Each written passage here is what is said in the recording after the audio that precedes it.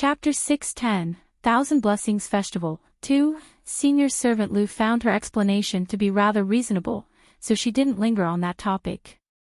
She looked at Muxiang and said, "What's up with you these days?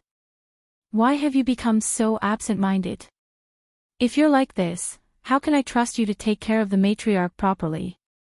Although Muxiang truly despised Senior Servant Lu inside, she didn't let that show at all. She held Senior Servant Liu's elbow in an intimate motion and said with a smile, "Momo, I'll admit, I haven't been performing well for the past few days. From now on, I will definitely put my heart and soul into serving the matriarch." Senior Servant Lu sighed and patted the back of Muxiang's palm. "You're getting older now, having spent 8 years serving by the matriarch's side. 2 days ago, the matriarch even talked to me about you. Don't worry, the matriarch thinks of you like a granddaughter, so as long as she's around, you will be treated well."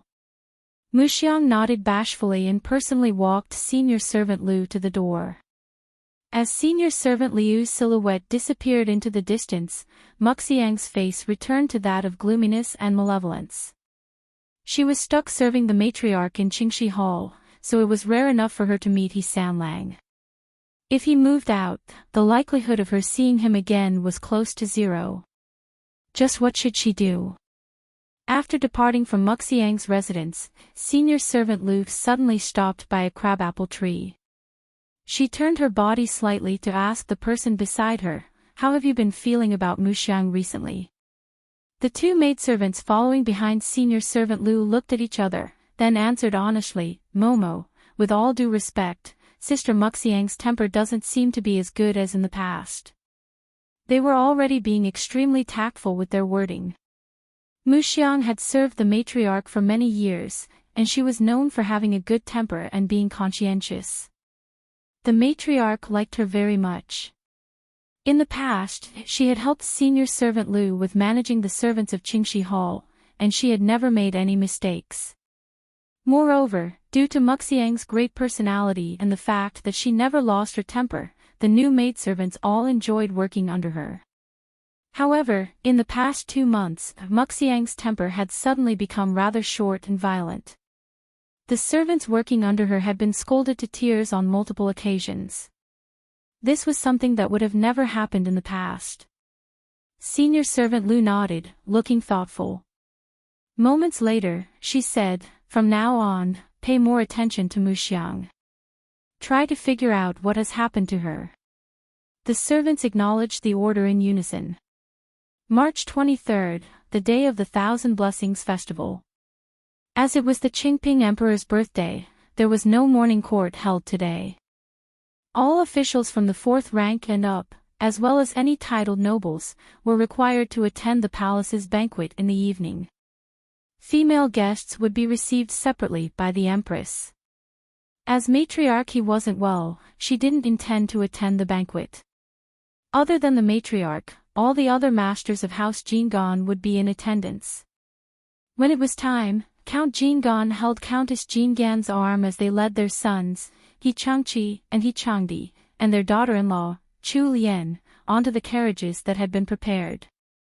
He Erlang had been transferred to the Imperial Guards, so he had to stay in the palace today as part of the security detail. Thus, he hadn't returned to the estate. As it was a special day, everyone rode in carriages. When they reached Juke Gate, everyone would have to get off the carriage and enter the palace on foot.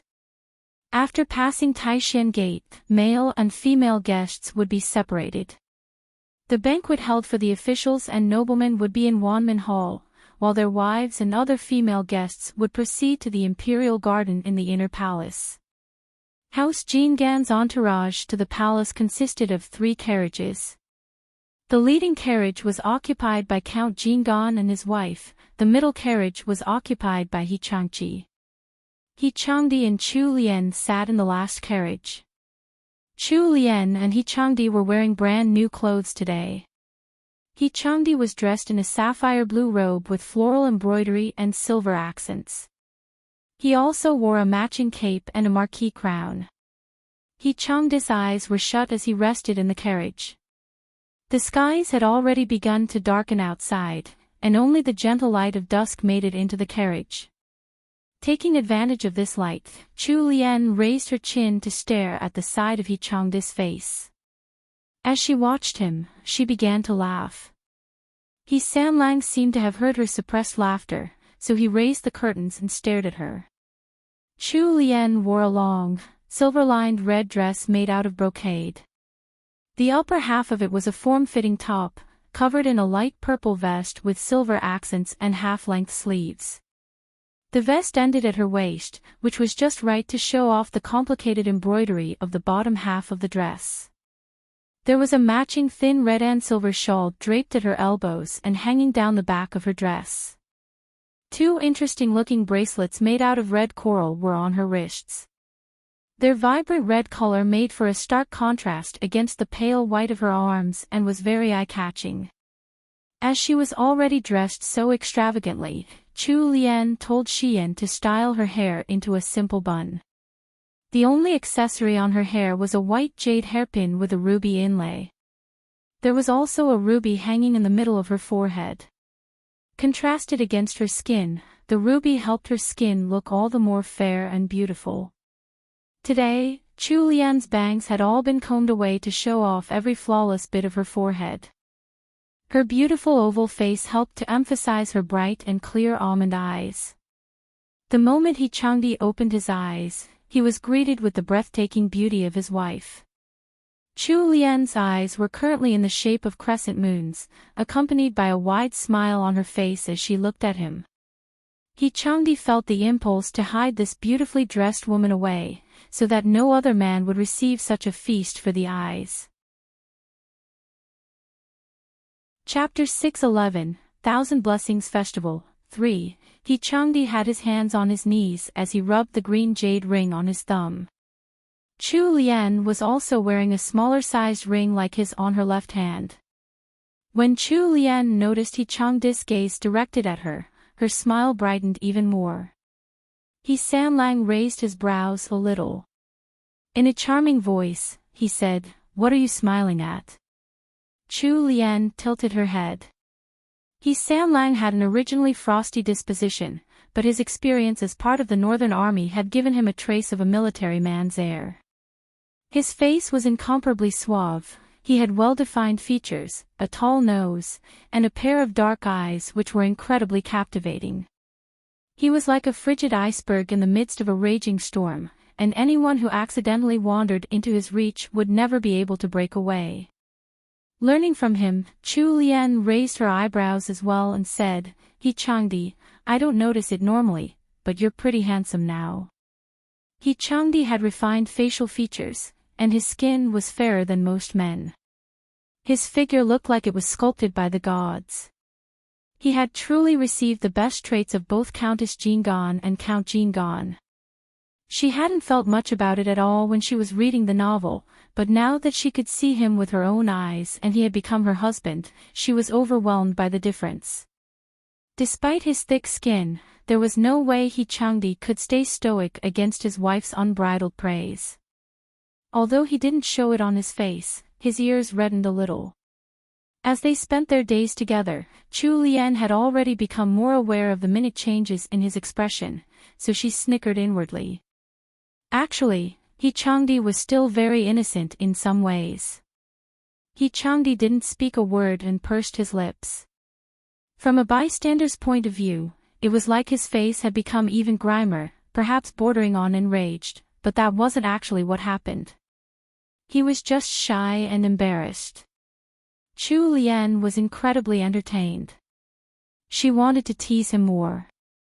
The two sat facing each other with half an arm's distance between them. He Sanlang could reach Chu Lian just by straightening his long legs. She leaned forward slightly and blinked her wide almond eyes at him. "He Changdi, your ears are red." Once she said that, she moved back like a child who had just received a treat and began to laugh while covering her mouth.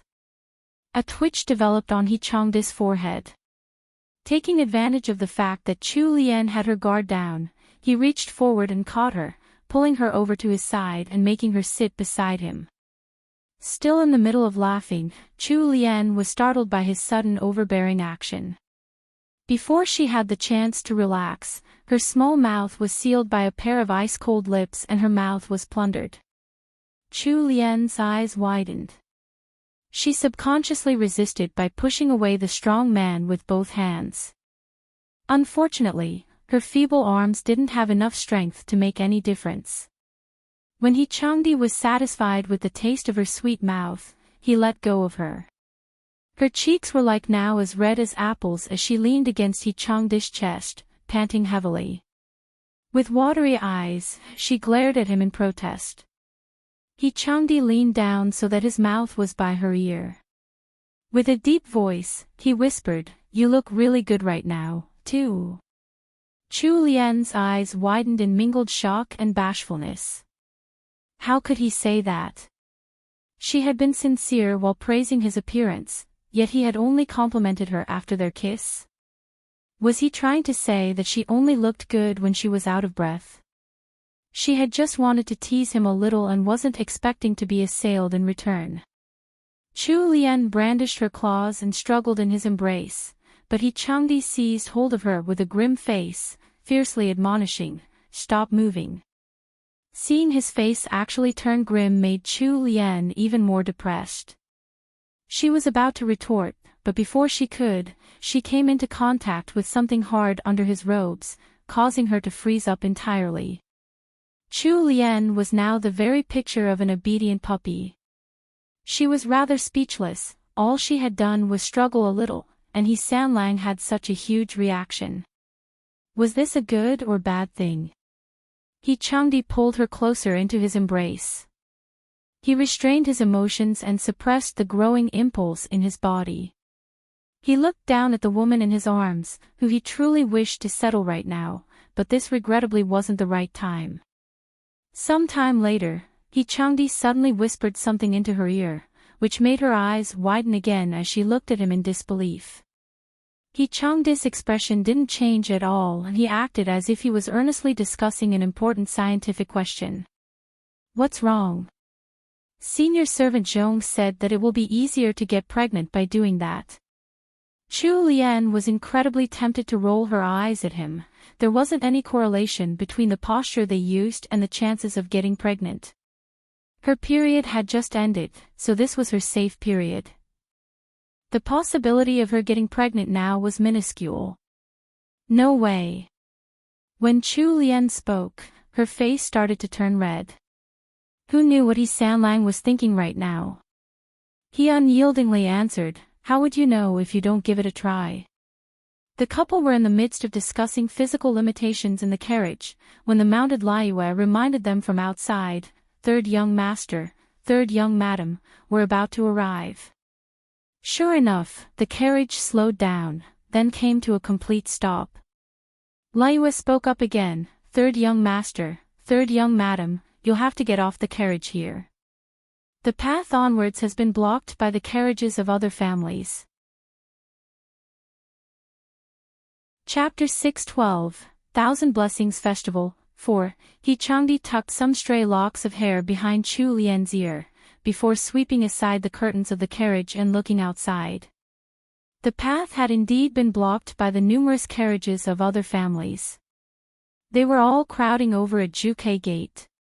It also just so happened that House Xing's carriage was right next to theirs. When he turned, he noticed that Zheng was about to disembark his carriage.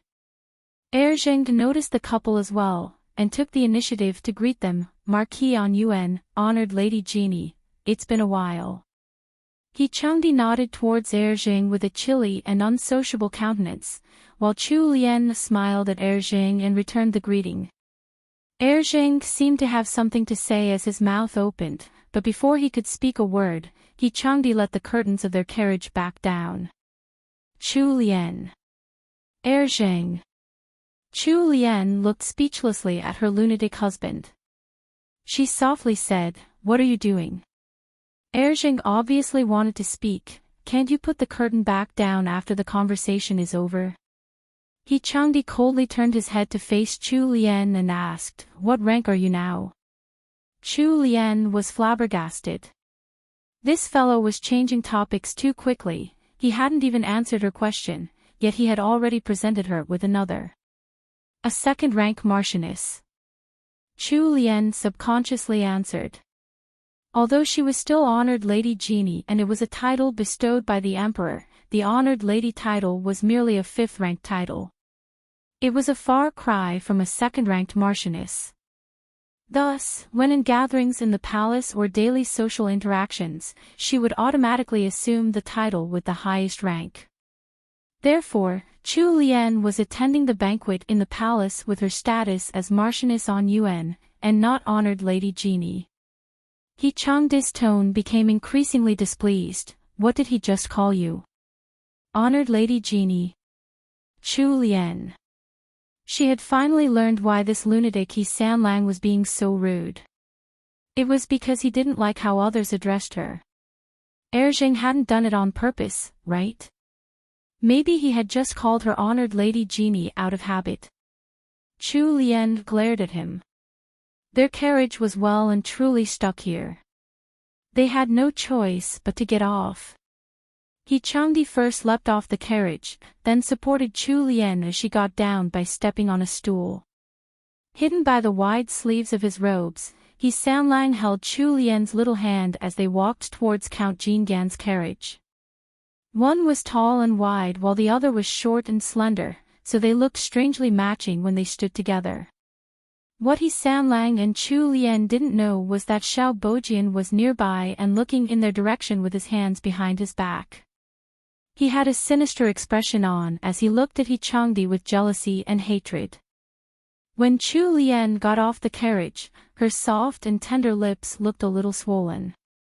When Xiao Bojian noticed this little detail, he almost crushed his own fingers in anger. He took a deep breath, before he turned away and walked towards Zhuke Gate. One glanced at Chu Lian's direction, then quickly kept up with his master. Outside Zhuke Gate, Chu Lian bumped into old Duchess Xing and Lady Yang. The three families walked towards Taishan Gate together, where the male guests separated from the female guests. Chu Lian supported Countess Jingan as they were led alongside old Duchess Xing and Lady Yang and the other female guests towards the imperial gardens within the inner palace. Chu Lian had come to the imperial gardens before, but this time, the imperial gardens looked nothing like before. A majority of the female guests were led by the maidservants to the halls beside the imperial gardens to rest. The moment Chu Lian arrived, she began looking for Princess Wei and Royal Princess Duanjia. As expected, she managed to find the two of them, surrounded by people. Chu Lian helped her mother-in-law over to greet Princess Wei. A while later, the banquet of the Thousand Blessings festival began. While Chu Lian was a second-ranked Marchioness, she wasn't given a seat at the front, and was instead sat by Countess Jingan's side, which was somewhere in the middle. Princess Wei and Royal Princess Duanjia sat at the very front with other high-ranked noble ladies. As they sat in a very conspicuous position, Chu Lian was able to see them just by raising her head a little. Royal Princess Duanjia was even specially seated beside the Empress Dowager. Halfway through the banquet, Chu Lian raised her head and noticed that there was a palace maid whispering something towards Royal Princess Duanjia. Royal Princess Duanjia's expression immediately changed, and she then got up and stealthily left the banquet. Furthermore, Royal Princess Duanjia didn't even bring along any of her trusted handmaids with her. Chu Lian frowned. She felt that something was amiss. Princess Wei sat facing in a different direction from Royal Princess Duanjia, so if she didn't deliberately turn to look, she wouldn't have noticed what happened to her daughter at all. Chu Lian hesitated for a moment, before leaning over to her mother-in-law's side to excuse herself quietly. She then stood up and quickly led Wenqing and Wenlan in the direction that Royal Princess Duanjia had left in. When they got out of the banquet hall, Chu Lian sternly commanded Wenlan, "Go inform Princess Wei that Royal Princess Duanjia left the hall alone." Next, she instructed Wenqing, "Wenqing, follow me, and keep your guard up at all times." After saying her piece, Chu Lian and Wenlan went their separate ways and disappeared off into the darkness in the Imperial Gardens. Chapter 613, Phoenix Trap. 1. There was a lantern lit a little ways down the alley from the Imperial Gardens. Royal Princess Duanjia looked anxious. She repeatedly urged the eunuch leading the way to move faster. The eunuch didn't dare to disobey her, so he walked faster. Her maid, Jinxiu, followed with a frown and tried to persuade her, "Princess, it's better if we report this matter to Princess Wei. If you don't want to inform her of this, we could report to the Empress Dowager instead." The inner palace was rife with treachery, similar to the politics going on in the imperial court. However, Empress Dowager doted on Royal Princess Duanjia very much, and Royal Princess Duanjia often visited to accompany her. Despite this, she hadn't grown up in the palace, so she had never been exposed to the underhanded tactics that went on around here. Prince Wei and Princess Wei were as loving as the day they had married, and he had never taken any concubines. Her two brothers spoiled her as well, so she had never experienced the treachery and schemes that went on in most inner courts. While Royal Princess Duanjia was not as innocent as Jinxiu assumed, it was true that she wasn't well versed in circumventing plots or subterfuge. Regarding Jinxia's suggestion of informing her mother or the Empress Dowager about the matter, the princess had obviously thought of this as well, but she immediately ruled against it. This was purely because the person that had gotten hurt, according to the informant, was none other than He Erlang. If something happened to He Erlang, she didn't want her mother or the Empress Dowager to know. If there happened to be any inconvenient situations, then she would surely lose Erlang to some other woman conveniently nearby. Royal Princess Duanjia had already heard that He Erlang was on duty as one of the royal guard today. The informant who had come to notify her was someone she had planted in the inner palace, so his words were likely true. Royal Princess Duanjia quickened her pace even more as she softly said, "There's no need, I can handle a small matter like this myself. Besides, I'm familiar with the area. Nothing bad will happen." Royal Princess Duanjia could be overly stubborn sometimes. As the servant she trusted the most, Jinxiu understood this very well. Therefore, Jinxiu knew that there was no point in trying to stop her anymore. All she could do was sigh and stay close to her mistress. She prayed that the servant had been truthful about the report, and that they weren't being led by the nose into a trap. About 15 minutes later, the servant who held the lantern led Duanjia to a remote palace hall that was some distance away from the Imperial Gardens. The hall's entrance seemed desolated. There wasn't even a single eunuch or maid guarding the door. It was unknown whether they had been transferred elsewhere or were skiving because of the Thousand Blessings festival. The informant pointed at the hall's entrance, lowered his head, and timidly said, "Royal Princess, sir, he is inside." Royal Princess Duanjia looked at the doors with suspicion. Her gaze shifted to the servant before her. The servant trembled, lowering his head even more. This servant wouldn't dare lie to you, Royal Princess." In the end, Royal Princess Duanjia's worry had taken over her rationality, so she turned and walked towards the entrance. She raised her hands and pushed. The doors opened with a long creak. There was a single oil lamp illuminating the hall, its warm light swaying gently. From where Royal Princess Duanjia stood, she could see that deeper within was a room with a bed inside, its curtains drawn to reveal a man lying on top. The man was dressed in a guard's attire, with a broad-looking back and a tall figure. On his waist was a familiar jade token with a blessing for success engraved on it. Royal Princess Duanjia squinted. This figure looked too familiar. It had to be He Erlang. While Royal Princess Duanjia was feeling overwhelmed to the point of disbelief, she suddenly heard a short groan behind her. Jinxiu couldn't even complete the sound, she was quickly cut off, and before Royal Princess Duanjia could react, the doors of the hall slammed shut. Royal Princess Duanjia's whole body trembled. She was too shocked to think. She quickly ran back to the door and banged on it with her fist, but no matter how much she screamed, there was no reply from outside. After recovering from her panic, Duanjia regained a little of her rationality. Many thoughts flitted through her mind as she tried to think of what to do, but she couldn't come up with any good ideas, trapped as she was. She recalled the various methods that Chu Lian had used to save her at Defing Tea House. However, her eyes abruptly reddened at the reminder that she didn't have Chu Lian here with her. She rubbed away the tears that welled up. Thinking about what she had caught a glimpse of deeper within the hall, she took a deep breath and walked towards the inner room. The person lying on the bed was definitely He Erlang, she was absolutely certain of it. Royal Princess Duanjia walked over to the bed. The man was facing away from her, so she tried to carefully turn him over. There was no reaction. Duanjia tried again. In the end, she was forced to use all her strength to turn the man over.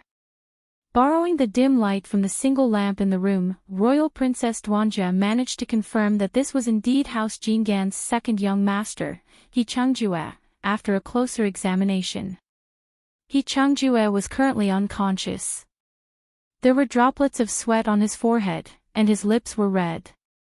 His incredibly manly, rugged face was also a little flushed.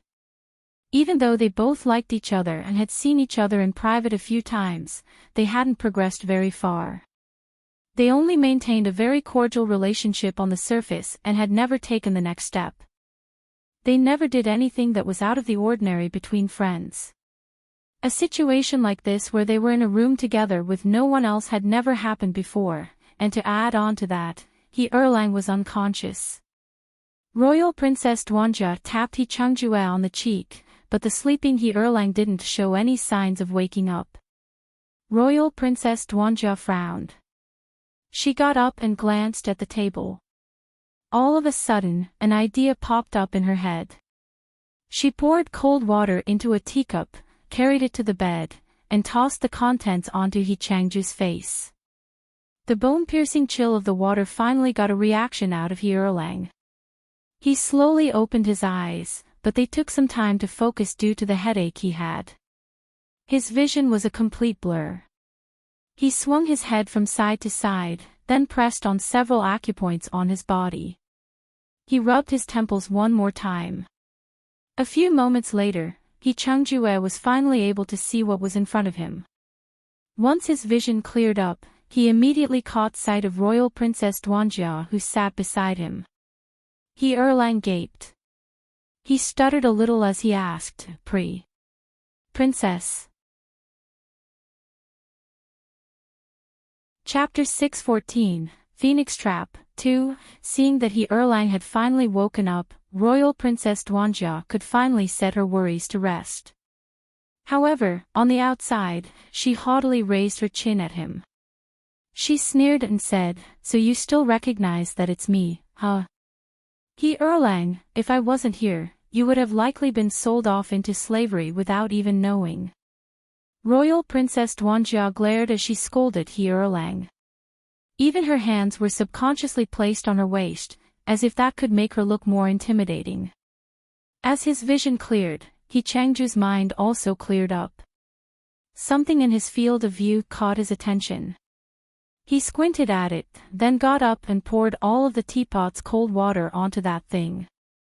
A hissing sound resounded in the room, followed by a small amount of green smoke. The incense burner had been extinguished.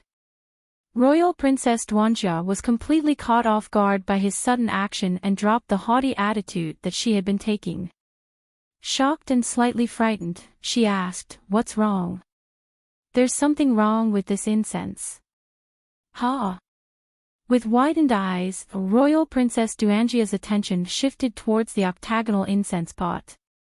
He Changjue pulled Royal Princess Duanjia to his side. "Don't get too close to it, I don't know if it has any effect on women." He Changju's tug made Duanjia stumble. She nearly fell into his embrace, which made her blush. She clenched the hems of her sleeves tightly before asking, "Were you unable to wake up because of that incense?" He Changjue nodded. This was a special type of incense. It usually caused no harm, and it was even good for the body. However, if a man were to drink a specially concocted wine beforehand, the scent would cause him to faint and stimulate his lustful desires. He had heard people talking about it back in the Dragon Guard, but he had never actually seen it. He never expected that he would be on the receiving end of it today. Changjue had been on duty today. He had been leading his men on patrol around the Imperial Gardens, but he had been lured by a figure in black to this unused palace hall. By the time he entered the room and caught a whiff of the incense, it was already too late for him to do anything. Fortunately, Royal Princess Duanjia managed to wake him up by dousing cold water over his face. Otherwise, no matter how much she shouted, he would have been useless. Even if he were woken up, he would have turned into an uncontrollable, lustful fiend if he continued breathing in the incense. Since he had managed to extinguish it early, he wasn't too affected. Right now, he just felt an uncomfortable heat inside, and little Erlang was trying to show its presence, but this was still at a bearable level for him. As the room was dimly lit, it was most likely that Duanjia wouldn't notice the change in his body that was out of his control. Erlang helped Royal Princess Duanjia up. He thought about the situation, and realized that they had walked straight into a trap. Royal Princess Duanjia sat up straight, while Erlang stayed right beside her. She seemed to be able to smell Changju's distinctively manly scent all around her. Changjue took off his cloak and covered Duanjia's shoulders with it before asking, "Where are your servants?" Royal Princess Duanjia couldn't possibly have come here just by herself. Even if someone had deliberately baited her to come, she couldn't possibly have come without a single servant. "She's been taken down," Royal Princess Duanjia said calmly, but Changjue could tell that she was actually worried inside.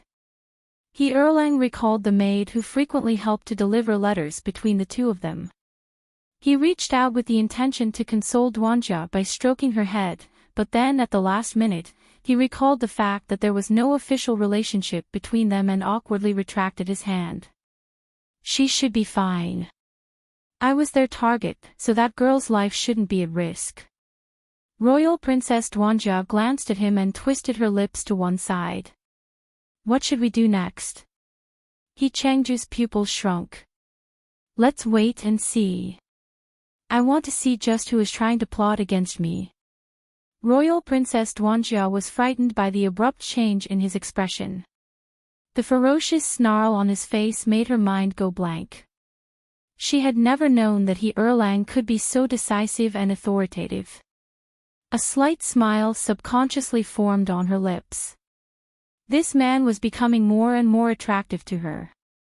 While Changjue was lost in his thoughts, Royal Princess Duanjia unscrupulously inspected his body. The two of them had never been so close to each other before. She could touch the large palm he had placed on the bedside just by reaching out. His hand was huge. Just judging from what she could see, it seemed to be twice the size of hers. His fingers were long, and if he spread his palm out and she put her hand on it, he would probably be able to wrap over her entire hand. There were some fine hairs on the back of his hand. His skin wasn't very dark, but its color looked very manly. At the very least, it was completely different from hers, which was soft and tender. Despite being in a dangerous situation like this, Royal Princess Duanjia's heart was overflowing with happiness, because she was slowly discovering the tiny differences between their bodies. Her line of sight shifted a little, and her eyes immediately widened. Her face grew red and she turned away. She couldn't continue letting her gaze roam over him anymore. Feeling that Duanjia's gaze had finally shifted away, Erlang was finally able to relax. Usually, he wouldn't mind her looking at all. It wasn't as if he would lose something if she stared. Besides, she was the person he liked. However, the current situation was different. He was in an awkward state due to the incense which had triggered something in his body which he couldn't control. Changjue shifted a little to get more comfortable, trying to hide his uncomfortable bulge. Right as he was about to say something, he suddenly heard some sounds coming from the outside. Chu Lian and Wenqing had arrived. Chapter 615, Phoenix Trap, 3. Chu Lian frowned as she looked at her surroundings. Darkness had enveloped the shining palace. This place was so cold and deserted that there wasn't a single maid or eunuch watching the door. She softly asked Wenqing, who was beside her, "Are you sure this is the place?" Wenqing nodded in confirmation. "Third young madam, this is the place. I saw the princess walk in this direction with my own eyes." The senses of martial arts practitioners were sharper than most people. Even Wenqing's eyesight was better than Chu Lian's. In this dark night lacking of any light, Wenqing was able to see things more clearly than Chu Lian. Chu Lian's gaze shifted to the shut doors in front of her. Did the princess go in there? Wenqing shook her head. "I did see the princess walking in this direction, but I don't know whether she entered the hall or not. There was only a single alley going in this direction from the Imperial Gardens, so it had to be somewhere here." Chu Lian's brows creased together tightly. She was in the middle of deciding whether to take a look inside, when Wenqing made a suggestion. "Third young madam, it's better if we wait. This is the Imperial Palace. Princess Wei will send people here soon." Chu Lian nodded. She couldn't confirm whether Royal Princess Duanjia had been set up and whether she was in danger. What if it turned out to be a multi-layered trap? She couldn't just jump right into it and get caught herself. The inner palace had never been a place with rules or morals. Furthermore, she didn't know what would happen if she went in and what dangers she might face, so it was better to take the safer option. He Erlang and Royal Princess Duanjia had been carefully observing the outside. When they realized that the person who had come was Chu Lian, Duanjia's eyes brightened. She was about to open the windows and call out to her, but before she had the chance to, He Changjue covered her mouth. "Be quiet, there's someone else coming."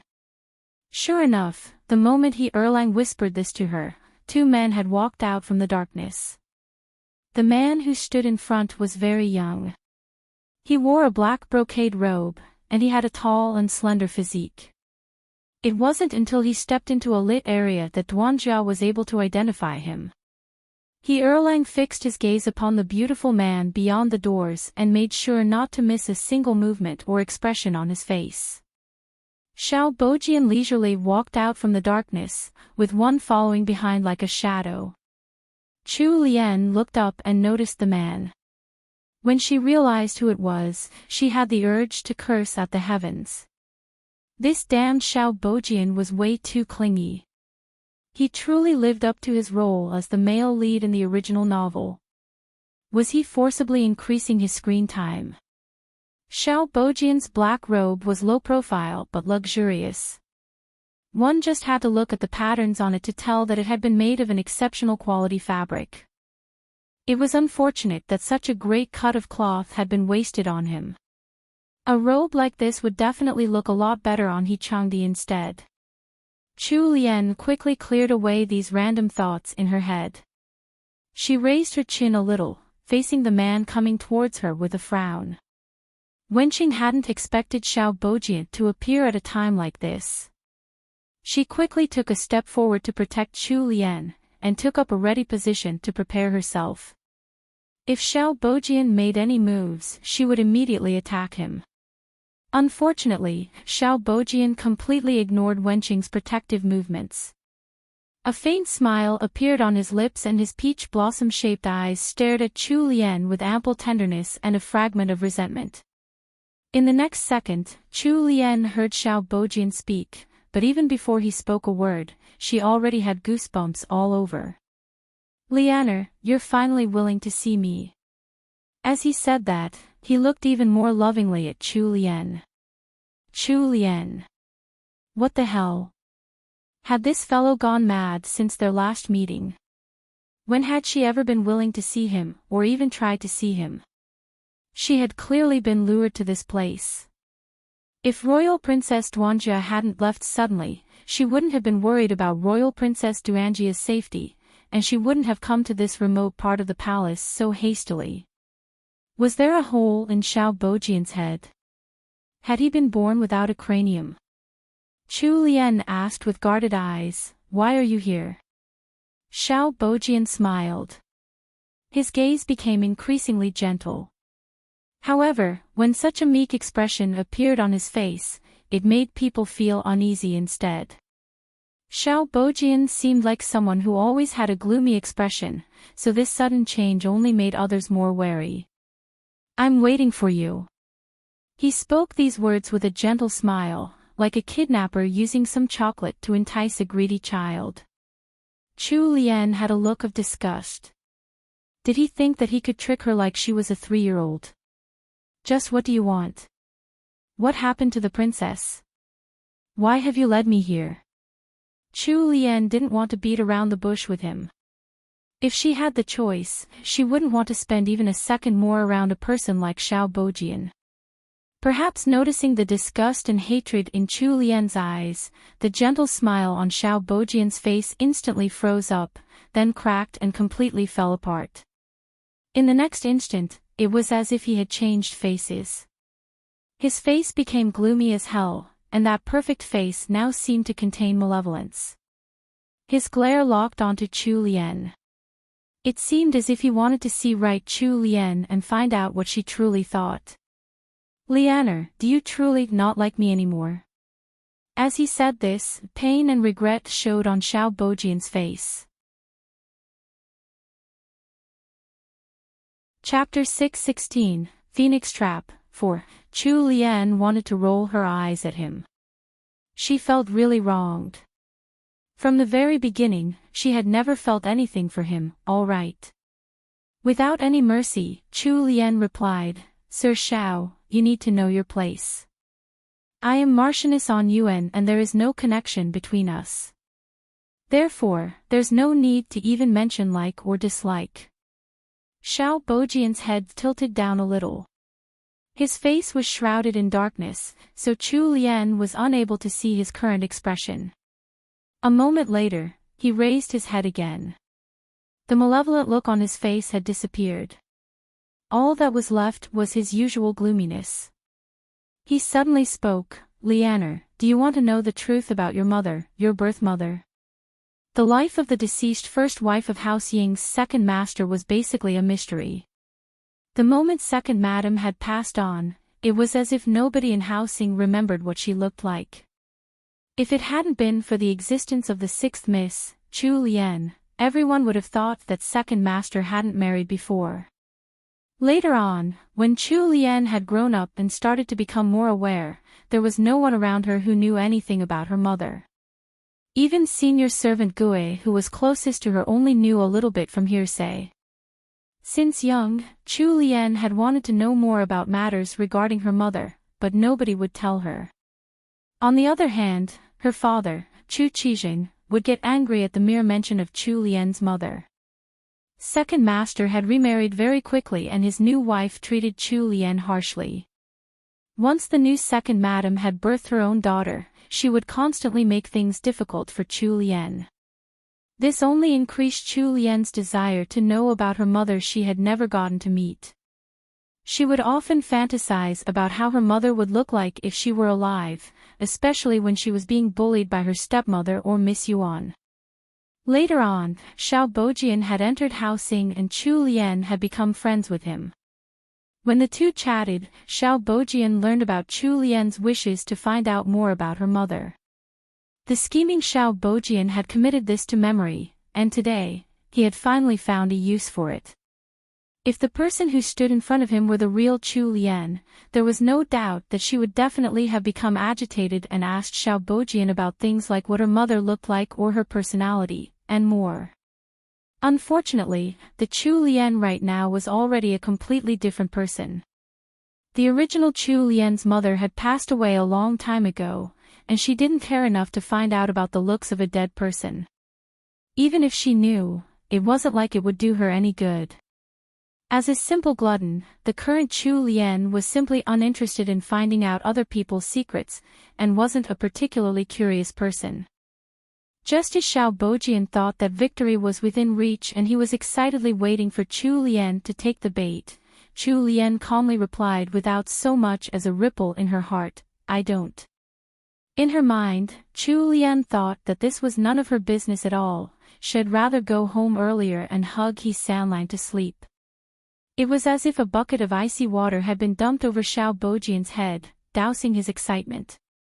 His gloomy and slightly feminine face was filled with disbelief. He couldn't help but ask, "What did you say?" Chu Lian pouted, "My mother died so many years ago, I don't even remember what she looks like, and am not interested in that anymore. Now, tell me where Royal Princess Duanjia is." A contorted expression suddenly appeared on Xiao Bojian's face again.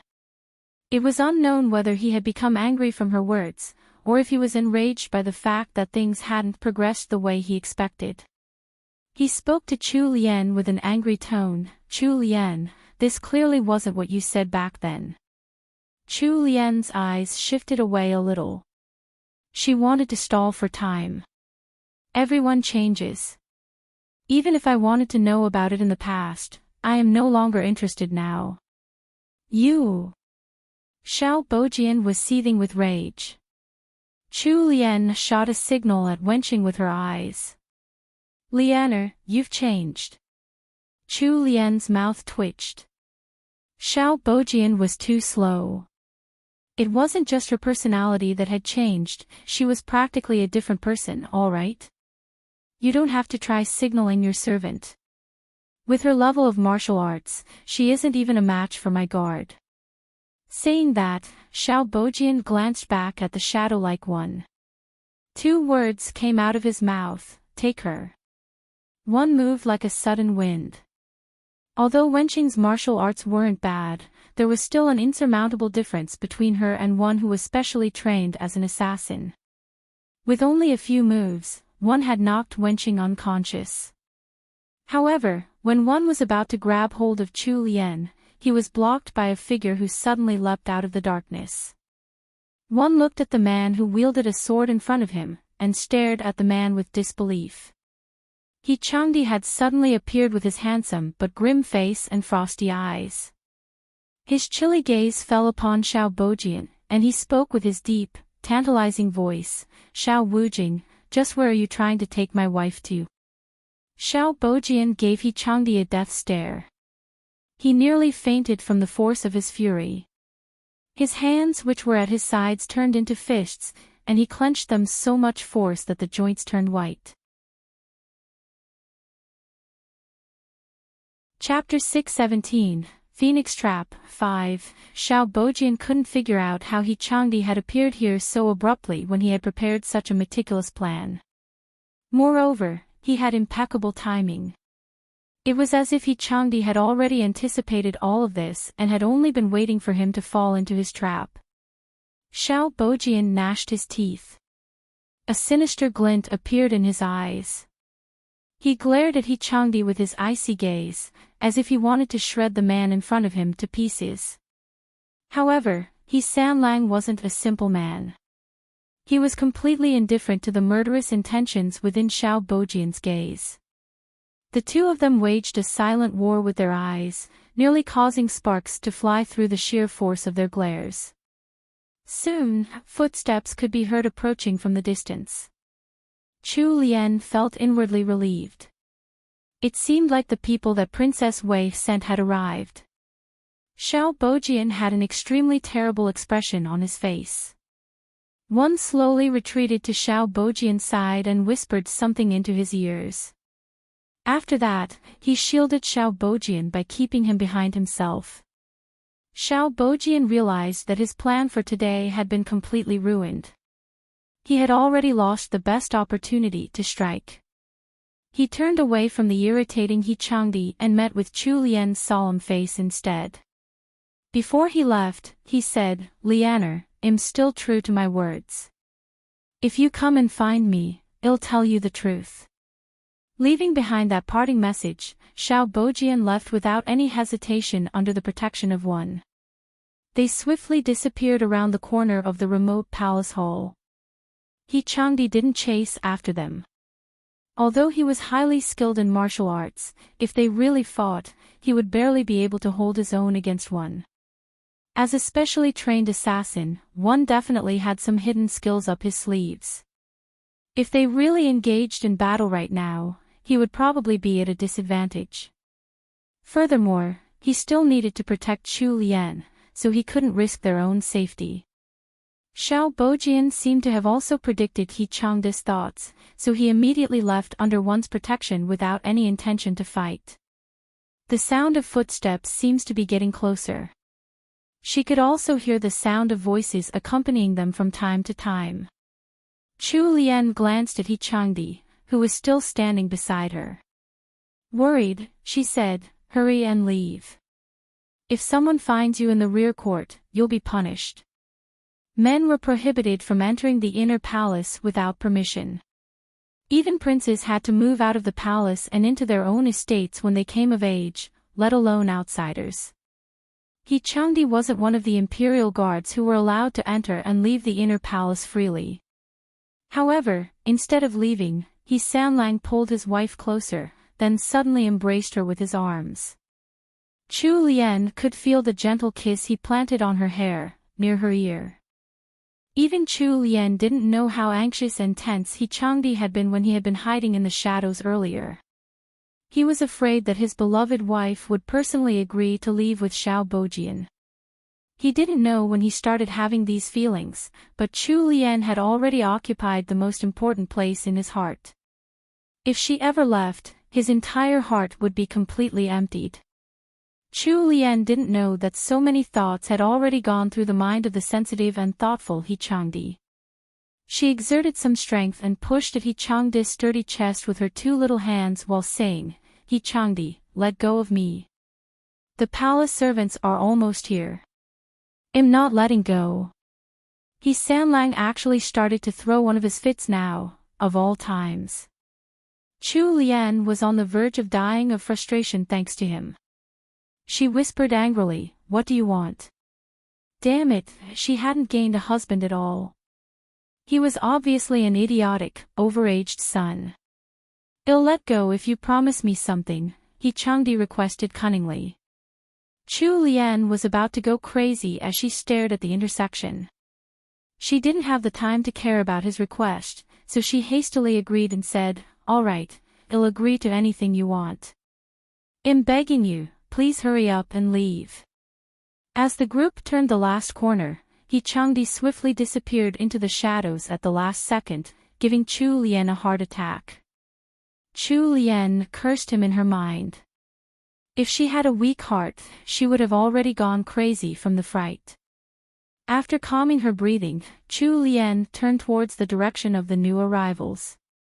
Two palace maidservants in lavender dresses were in the lead, followed by 4 to 5 eunuchs.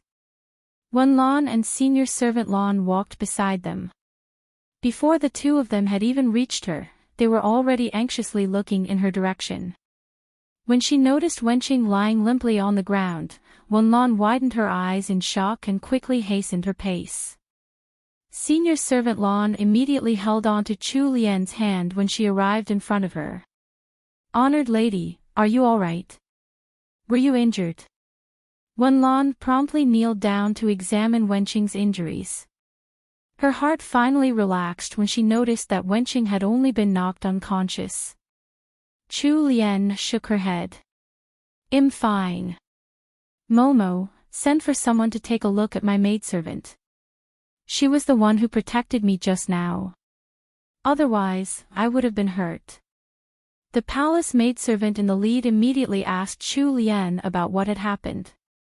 After hearing senior servant Lan's explanation, Chu found out that palace maidservants who wore lavender dresses were special imperial guards inside the palace. They were trained to protect the consorts and imperial children in the rear court.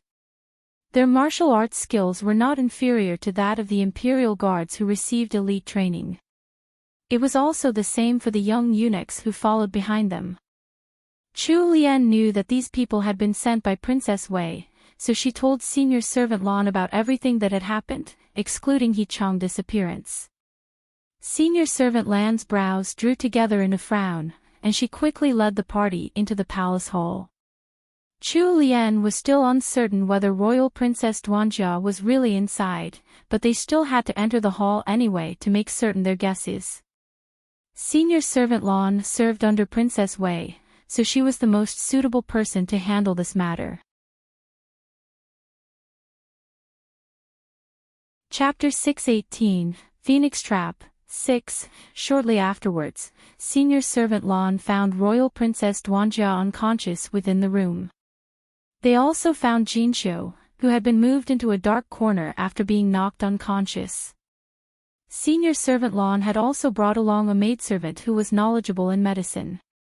After examining Royal Princess Duanjia, she concluded that the princess had only fainted and that there weren't any other problems with her.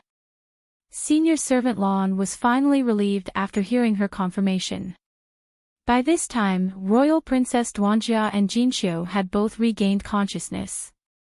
Senior Servant Lan couldn't help berating Jinxiu, who had her head lowered as she stood in front of her.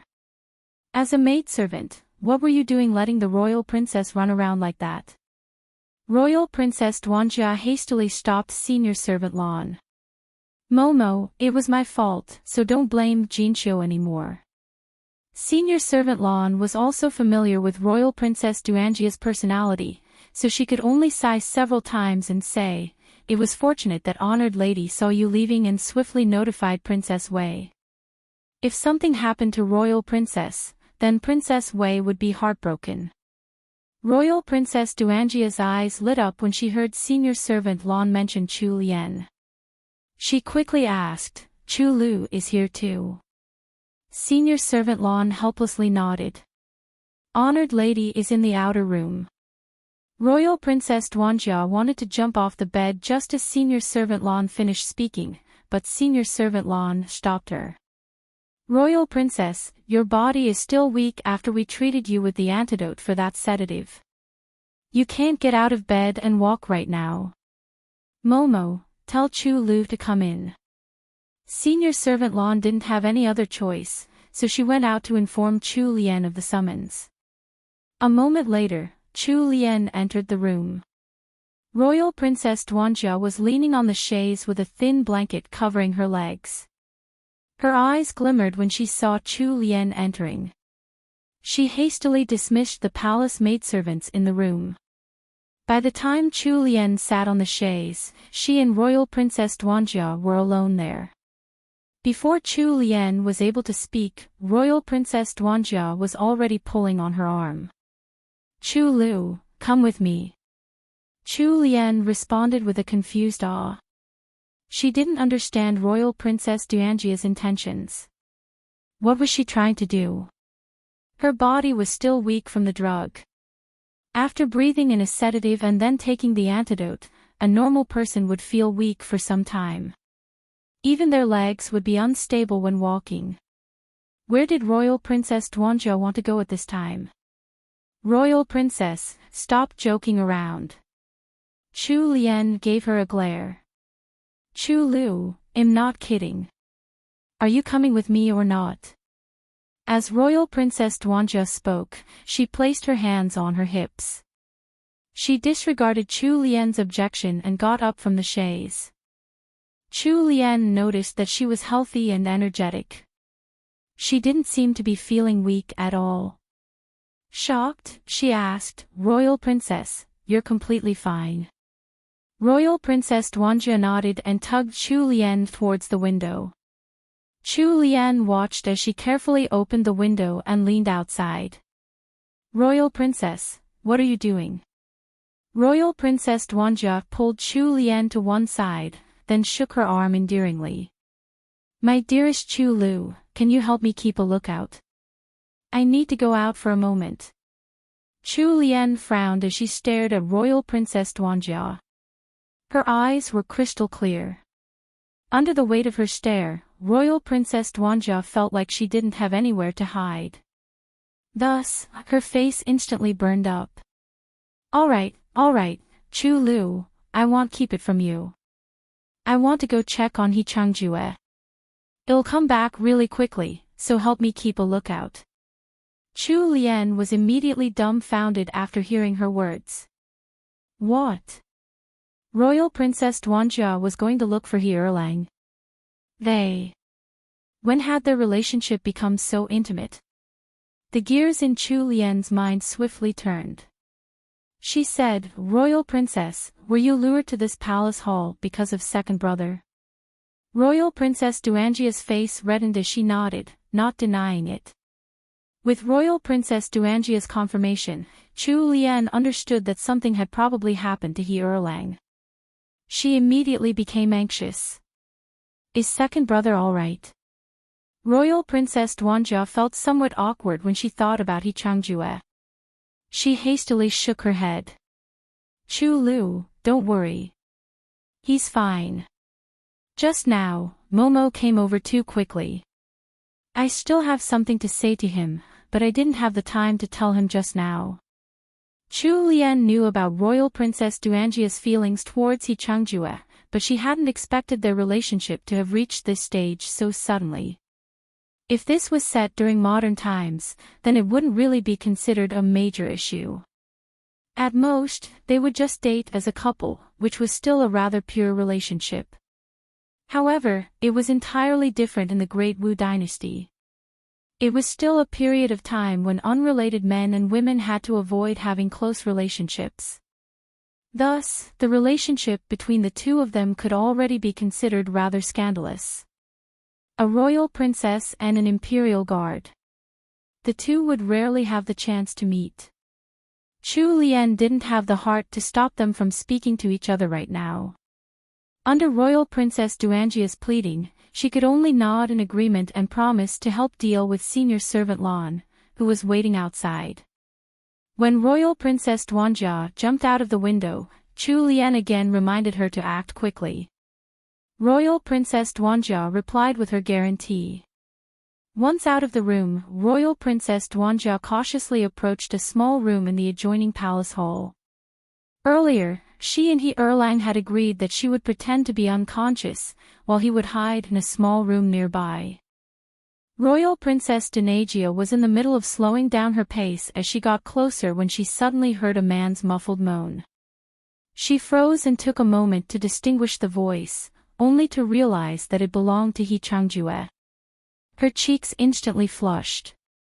In her heart, she wondered, what is that man doing inside? Royal Princess Duanjia hastened her steps and swiftly entered the room.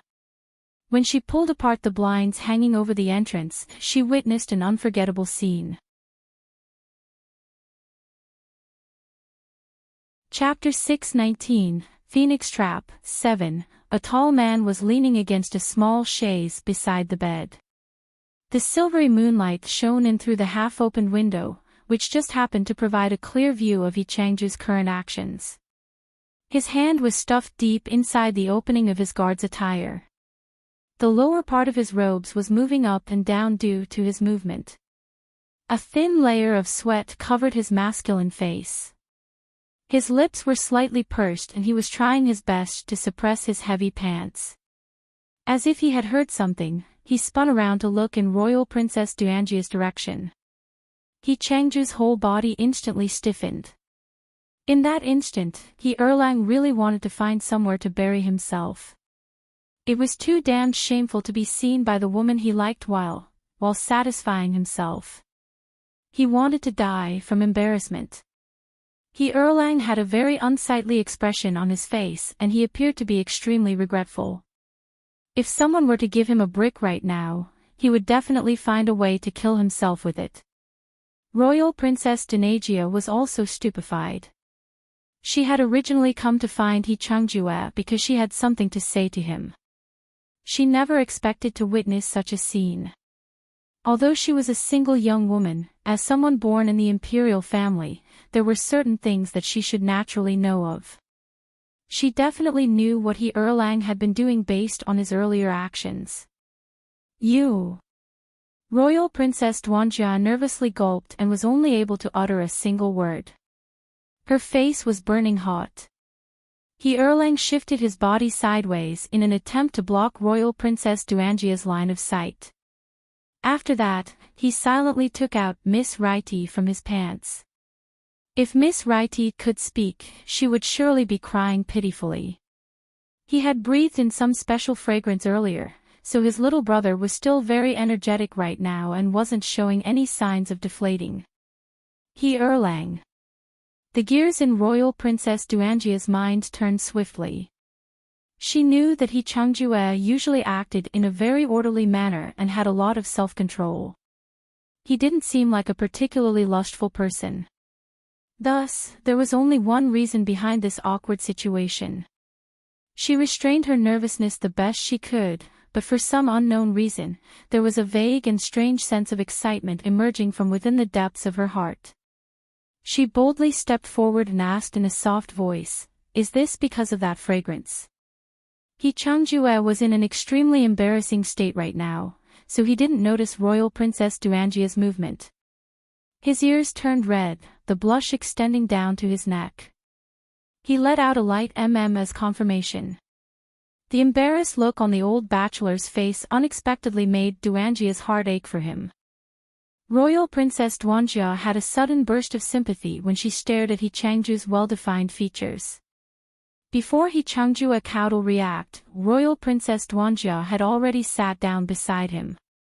He Changjue had a tall and sturdy figure with long legs. The muscles on his limbs were also very well developed and strong. He was a handsome man with broad shoulders and a slim waist. Royal Princess Duanjia was similar in stature with Chu Lian, petite and delicate. Sitting beside He Changjue right now, she appeared like a half-grown child. However, that was just what it looked like on the surface. When taking their current expressions into account, there probably wouldn't be anyone who would continue to think that way. Royal Princess Duanjia continued to move closer to the brawny He Changjue. He Changjue was like a frightened bunny who was being forced to retreat into a corner and trying his best to huddle into a corner. The expression on He Erlang's face was rather amusing. He was both flabbergasted and embarrassed. He reached out to hold Royal Princess Duanjia still by her slender shoulders, but he quickly withdrew his right hand when he recalled what he had just done with it.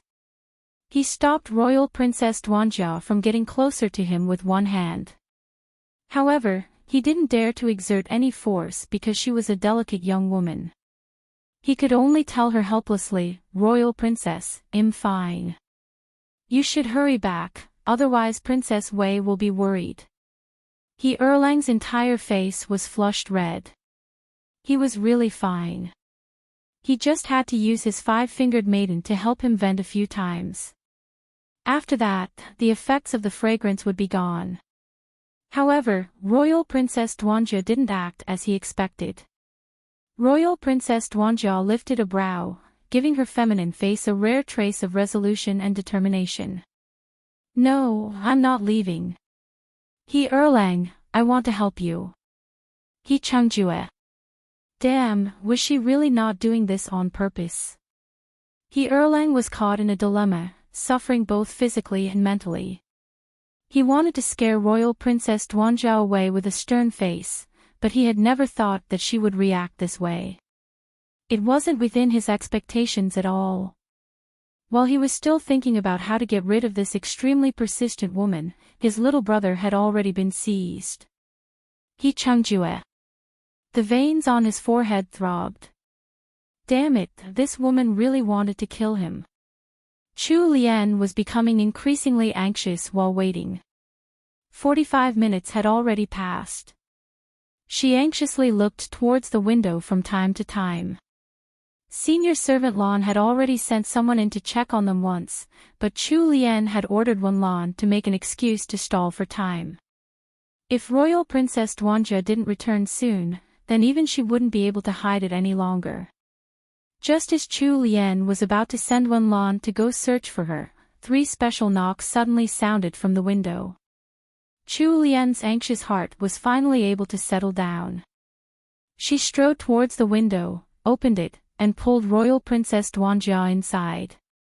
Chu Lian immediately noticed Royal Princess Duanjia's reddened face. "Is it very cold outside? Your face is all red. You should get Jinsho to bring a cloak over for you later." Royal Princess Duanjia lowered her head and agreed. She slightly coughed to hide her awkwardness. She was too ashamed to directly tell Chu Lian the actual reason for her blushing. Chapter 620, Phoenix Trap, 8. As Chu Lian had expected, Senior Servant Lan sent someone in right after Royal Princess Duanjia came back. Royal Princess, honored lady, let's go. If we leave the banquet for too long, the Empress and Empress Dowager will start asking after you. Chu Lian and Royal Princess Duanjia returned to the banquet together. When Chu Lian finally sat back down in her seat, she could sense a hostile, icy gaze on herself. She lifted her head and was met with an infuriated glare. Chu Lian was slightly stunned. She knew exactly who the owner of those eyes was. Imperial Princess Liao. She hadn't visited the palace in a very long time, so she had almost completely forgotten about this princess. Imperial Princess Liao was Imperial concubine Wei's only child and was originally the Emperor's youngest, most favored daughter. However, the Emperor had grounded Liao ever since the last time Chu Lian had visited the palace. It was later rumored that she had also been lectured by eldest Princess Royal. Afterwards, there was another rumor that this princess was not as favored as before. However, it was hard to say whether the rumors were true or not. In short, it was true that Princess Liao hadn't left the palace again after that day. It had been rather peaceful within the capital ever since she had been grounded. She was currently sitting beside Imperial concubine Wei, drinking a cup of sweet wine while glaring at her with resentment. Imperial concubine Wei seemed to have noticed something amiss with her daughter's gaze, so she also looked towards Chu Lian. Imperial concubine Wei made eye contact with Chu Lian. She suddenly gave Chu Lian a weird smile, leaving her baffled. What was going on today? First, it was Xiao Bojian and Royal Princess Duanjia. Now, even Imperial concubine Wei was joining in on the fun. They didn't all have to show her that kind of secretive expression. She had enough to eat, warm clothes to wear, and he Sanlang to warm her bed. Therefore, she really wasn't interested in their secrets. Chu Lian felt that everyone she had met today was abnormal.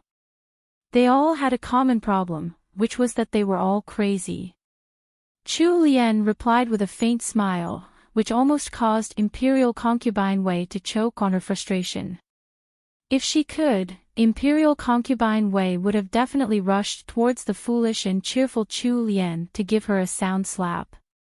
She had just given that girl a mocking look, yet Chu Lian had sent back a happy smile in reply. There must be something wrong with her. Imperial Princess Liao was still too young, so she didn't have her mother's ability to endure. She was ablaze with anger, and she wanted to get up to confront Chu Lian. However, she was promptly held down by Imperial concubine Wei. The banquet held at the Imperial Gardens for the noble wives, Imperial relatives, and the relatives of government officials came to an end under this strange atmosphere. The Empress Dowager had originally wanted to extend the banquet, but a palace maidservant had rushed in and whispered something into the Empress and Empress Dowager's ears. The expressions on the faces of the two women with the highest statuses in the kingdom had instantly changed. This scene had naturally fallen into everyone's eyes, but the people present were mostly noble wives with keen senses. Their first reaction was to remain silent. As a result, the Empress and Empress Dowager were no longer in the mood to continue playing host. The Empress Dowager announced the end of the banquet.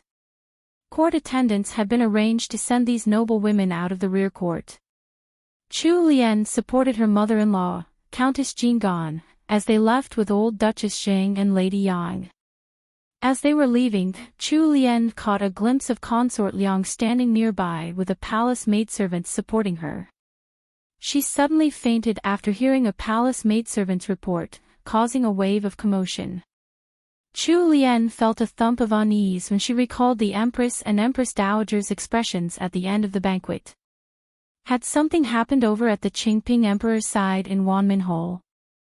Consort Liang was the birth mother of the second prince, who was also the current crown prince. Empress Shen didn't have any children, while the favored imperial concubine Wei only had a daughter, Imperial Princess Liao. There were also the third to sixth princes. The third prince had died when he was young. The fourth prince was Prince Jin, who had moved out of the palace. The fifth prince was naturally weak and cowardly, and his birth mother had died early. The last one was sixth prince, who was only 15 years old. For the Empress and Empress Dowager to be so concerned, it must have something to do with one of the princes. Since Consort Liang had fainted, had something happened to the crown prince? No, not necessarily. Prince Jin had also been raised by Consort Liang. Moreover, it was said that she treated him even better than her own son, the crown prince. So, was it Prince Jin who had encountered a mishap? He Changdi and Prince Jin were close friends. If something happened to Prince Jin, then He Changdi would also be implicated. When she thought of this possibility, Chu Lian's entire body felt ice-cold. Her hands, which were holding Countess Jin Gan, also instantly lost their warmth. Too many things had happened tonight, so Chu Lian's mind was on high alert and she couldn't help quickening her pace. Soon, Countess Jin Gan had also sensed her anxious feelings. Lianer. Lianer. Countess Jin Gan had to call out to Chu Lian a few times before she came back to her senses. Chu Lian turned her head and gave her an apologetic look. Mother, I'm so sorry. I was distracted by some thoughts. Countess Jin Gan looked at her helplessly. Silly child. What are you thinking about? As she spoke, Countess Jin Gan pulled out her arm and patted Chu Lian's hand to comfort her. The palace is a dangerous place. We'll be alright as long as we abide by the rules, so you don't have to think too much. Look, your father and Sanlang have come to pick us up. When Chu Lian looked up, she saw their men standing together at the bottom of the white marble stairs nearby. Her father-in-law was tall and burly, while He Changdi had the same tall stature with a cool temperament. He Changdi's bottomless gaze seemed to be filled with bright stars when she looked at him, giving her a deep sense of reassurance. Chapter 621, Phoenix Trap, 9. It was as if Chu Lian's initial worries had been dispelled the moment she saw He Changdi. After everyone from House Jin Gan got onto their carriages, Chu Lian sat beside He Changdi and finally had the chance to ask, what happened? Did something happen in Wanmin Hall?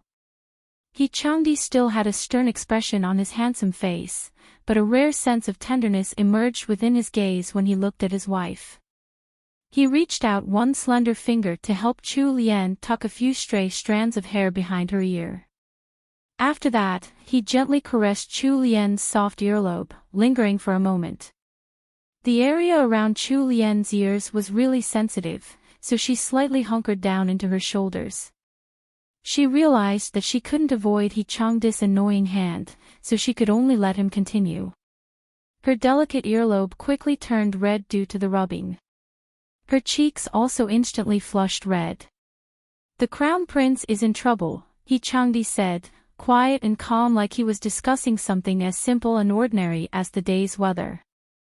Chu Lian's eyes widened after hearing his words, filling with shock. What? Wasn't the Qingping Emperor satisfied with the current crown prince, second prince? She had read half of the original novel, which had mentioned that the crown prince's position was stable as the crown prince's birth mother, Consort Liang, wasn't competitive nor scheming. Thus, not only was the emperor satisfied with her, but the Empress Dowager was as well. Furthermore, Consort Liang was also fourth prince's adoptive mother. Chu Lian had a good impression of Consort Liang and the crown prince.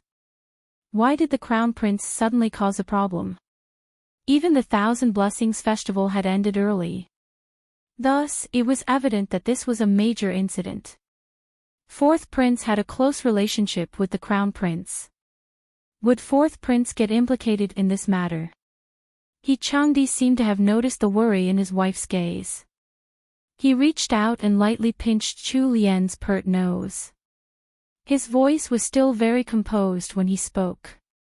Don't worry. Fourth Prince won't be affected by this.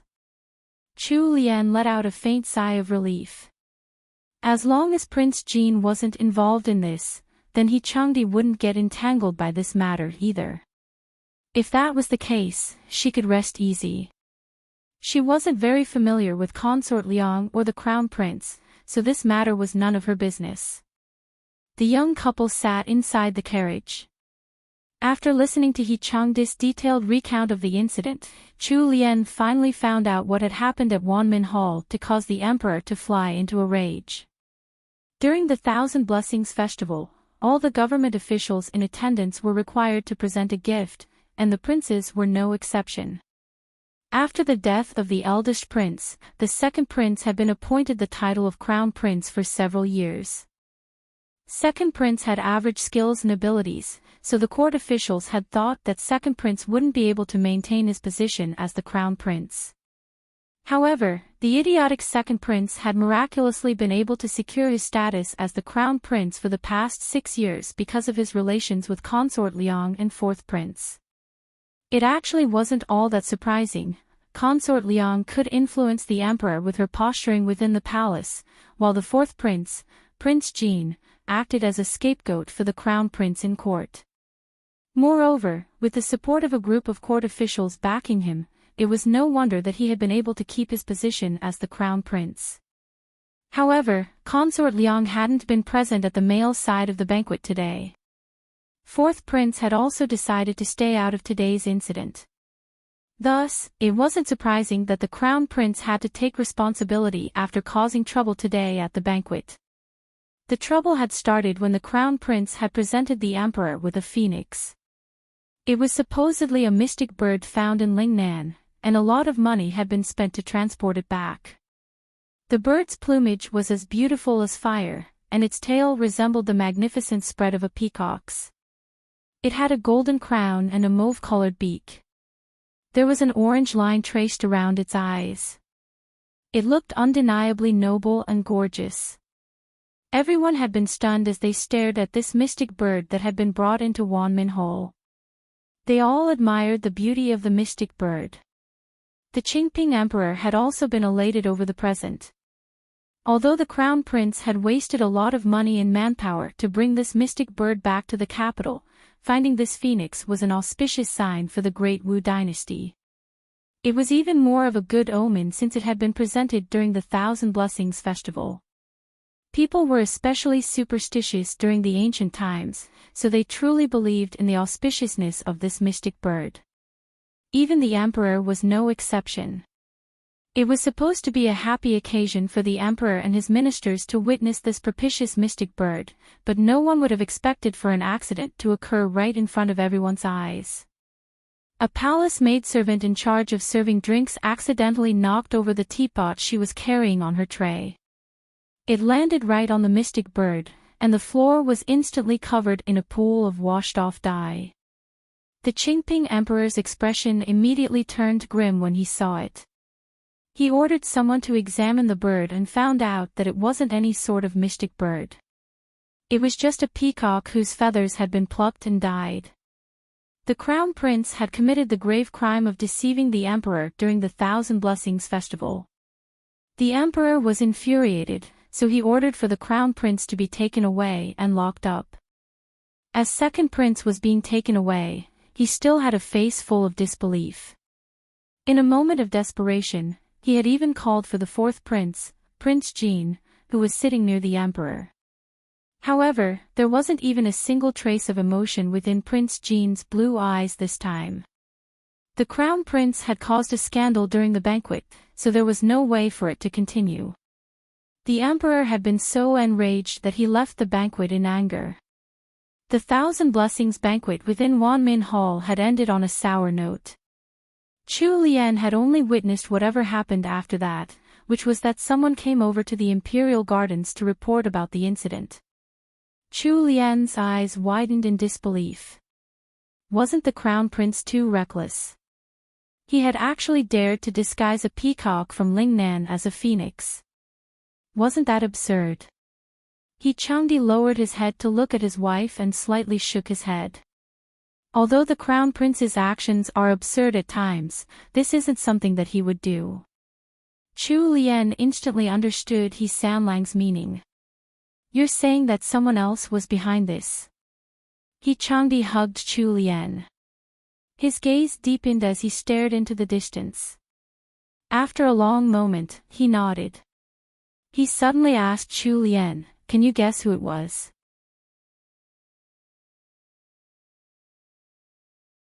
Chapter 622, Phoenix Trap, 10. Chu Lian's clear almond-shaped eyes darted from side to side as she thought. Although she usually didn't pay much attention to government affairs, she knew about the general situation within the imperial court. Moreover, she did read the original novel. After pondering for a moment, her eyes twinkled. She lifted one of her fair hands and gestured the number 6 in front of Changdi's eyes. A trace of gratification flashed through Changdi's eyes. This incident was indeed related to 6th Prince. He knew that his wife didn't like the fighting within the court. She was also usually quite lazy. He had originally thought that Chu Lian wouldn't know anything about these situations, so he was somewhat surprised that she had been able to make a correct guess. How did you guess it? I thought you disliked the fighting and scheming in politics. At this moment, a glimmer of light flashed within He Sanlang's eyes. Chu Lian rolled her eyes at He Changdi without mercy. Of course I want to ignore those bothersome politics and just live leisurely. I just want to eat, sleep, cook delicious food, and earn money all day. Thinking about these things wastes a lot of brain power. But, a couple should be united as one. Since you're involved in these complex affairs, I need to have some basic understanding too. If I don't know anything at all, then I'll become a burden to you in the future. Even if I can't support you, I can't drag you down. These days, Chu Lian hadn't just been hiding in the estate and idling around. She had not only been managing the stores and rural estates in her hands, but she had also instructed senior servant Zhong to bring over plenty of books from the outer court's main study. She also had Princess Wei to help her, so she had a general idea about the current political climate. They were going to move out of the estate soon. At that time, she would have to take charge of the entire household. Men were supposedly responsible for working outside, while women managed the household. He Sanlang would be busy with his official duties, so she would have to take care of the interpersonal relationships within the estate and their relationship with the other estates. If she was really ignorant about what was going on in court, then by then, she might really cause trouble for He Changdi. He Changdi was completely stunned. His heart warmed. It seemed like Chu Lian had already done a lot for him without him knowing. Those painful experiences hidden in the depth of his memories had become something that he could slowly forget because of Chu Lian's care and consideration. He tightened his embrace and hugged Chu Lian closer. Her soft, petite body was completely buried in his chest. Chu Lian just blinked her eyes because she was still somewhat confused about He Changdi's sudden action. However, she immediately understood when she heard him speak in a low, husky voice beside her ear. She heard him say, "Lianer, thank you." It didn't matter if she was that wicked woman from his previous life or not. The current Chu Lian belonged to him completely. She was the only wife that He Changdi, deeply loved. She was the only warm light in his life. For some reason, Chu Lian suddenly felt emotional. Her arms went under his cloak and wrapped around his thin waist. She buried herself deeper into his chest, then in a muffled voice, she said, "Fool." He was really a fool. She had done those things to fulfill her obligation as his wife. He Changdi being so moved made her feel embarrassed. It also made her want to work even harder to treat him well. While the atmosphere within the carriage returning to the Jingan estate was full of warmth, the atmosphere inside the imperial palace was brooding and stagnant. The emperor, who had ended the banquet early in anger, was currently inside Qingjing Hall. He was seated behind the imperial table, still dressed in the ceremonial robe he had worn for the Thousand Blessings banquet. Eunuch Wei was the only one beside him. Eunuch Wei looked at the emperor's grim expression and couldn't help trembling as he stood beside him. He was also uncertain about how long he had stood there behind the emperor, but he felt as if a year had already passed. At this time, Eunuch's son had something to report outside the palace hall. Wei Qinghai glanced at the emperor beside him. He carefully asked, "Your Majesty, outside." Before he could finish speaking, the emperor had already turned and given him a look. Wei Qinghai has served the emperor for many years, so he instantly understood what the emperor wanted. He respectfully bowed towards the Qingping emperor before swiftly leaving on light steps. He returned shortly afterwards. Eunuch Wei moved closer to the Qingping emperor and reported, "Your Majesty, it's Consort Liang outside. She's kneeling outside the palace hall, requesting to see you." The Qingping emperor's expression turned cold. He didn't reply immediately, so Eunuch Wei waited on the side with his head bowed. He knew that the emperor was thinking right now. After a while, the emperor said a few words, and Eunuch Wei proceeded outside again. At the end of March, outside Qingjing Hall, the shining floor tiles were still piercing cold. Consort Liang was wearing a simple dress and kneeling on the floor. When she heard footsteps approaching from Qingjing Hall, she quickly raised her head and looked over with anticipation. However, it wasn't the person she wanted to see. Wei Qinghai walked up to Consort Liang's side. He looked down at the middle-aged woman, who was still graceful and beautiful. Consort Liang couldn't resist asking, "Eunuch Wei, His Majesty. Please head back, consort.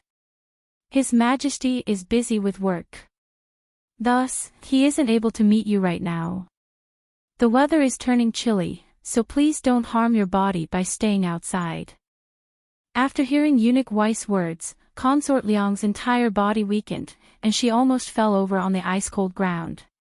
His Majesty didn't say anything else. Wei Qinghai didn't answer her, which was a clear and silent confirmation. In the end, Wei Qinghai sent for some servants to escort Consort Liang away. Wei Qinghai was currently representing the emperor's intent, so no one dared to disobey him. Wei Qinghai entered the palace hall to continue his duty. He stood beside the emperor cautiously and looked out into the darkened night. In a low voice, he asked, "Your Majesty, what are your plans for tonight?"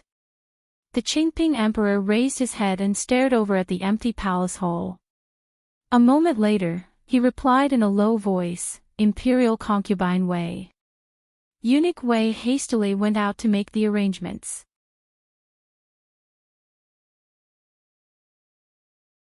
Chapter 623. Chapter 622, Phoenix Trap, 11, Consort Liang was sent back to Qingxiang Hall. She hadn't slept yet when she was informed about the emperor going over to Imperial concubine Wei's hall. Consort Liang had always appeared virtuous and easygoing, but her expression now instantly turned spiteful. She summoned her trusted handmaid in a low voice. Consort Liang's voice took on an especially somber tone. "How did fourth prince act today?" Her handmaid didn't hide anything. Replying to Consort Liang, at that time, fourth prince didn't have any reaction at all. "He just watched as my son was dragged away." Her handmaid didn't reply, which was a silent confirmation to her question. Consort Liang suddenly knocked over everything on the table beside her. The teacup and snacks all rolled down to the floor, making a loud clattering sound. Consort Liang began to rave like mad. "That little bastard! How dare he? How dare he do that to my son, Oshing?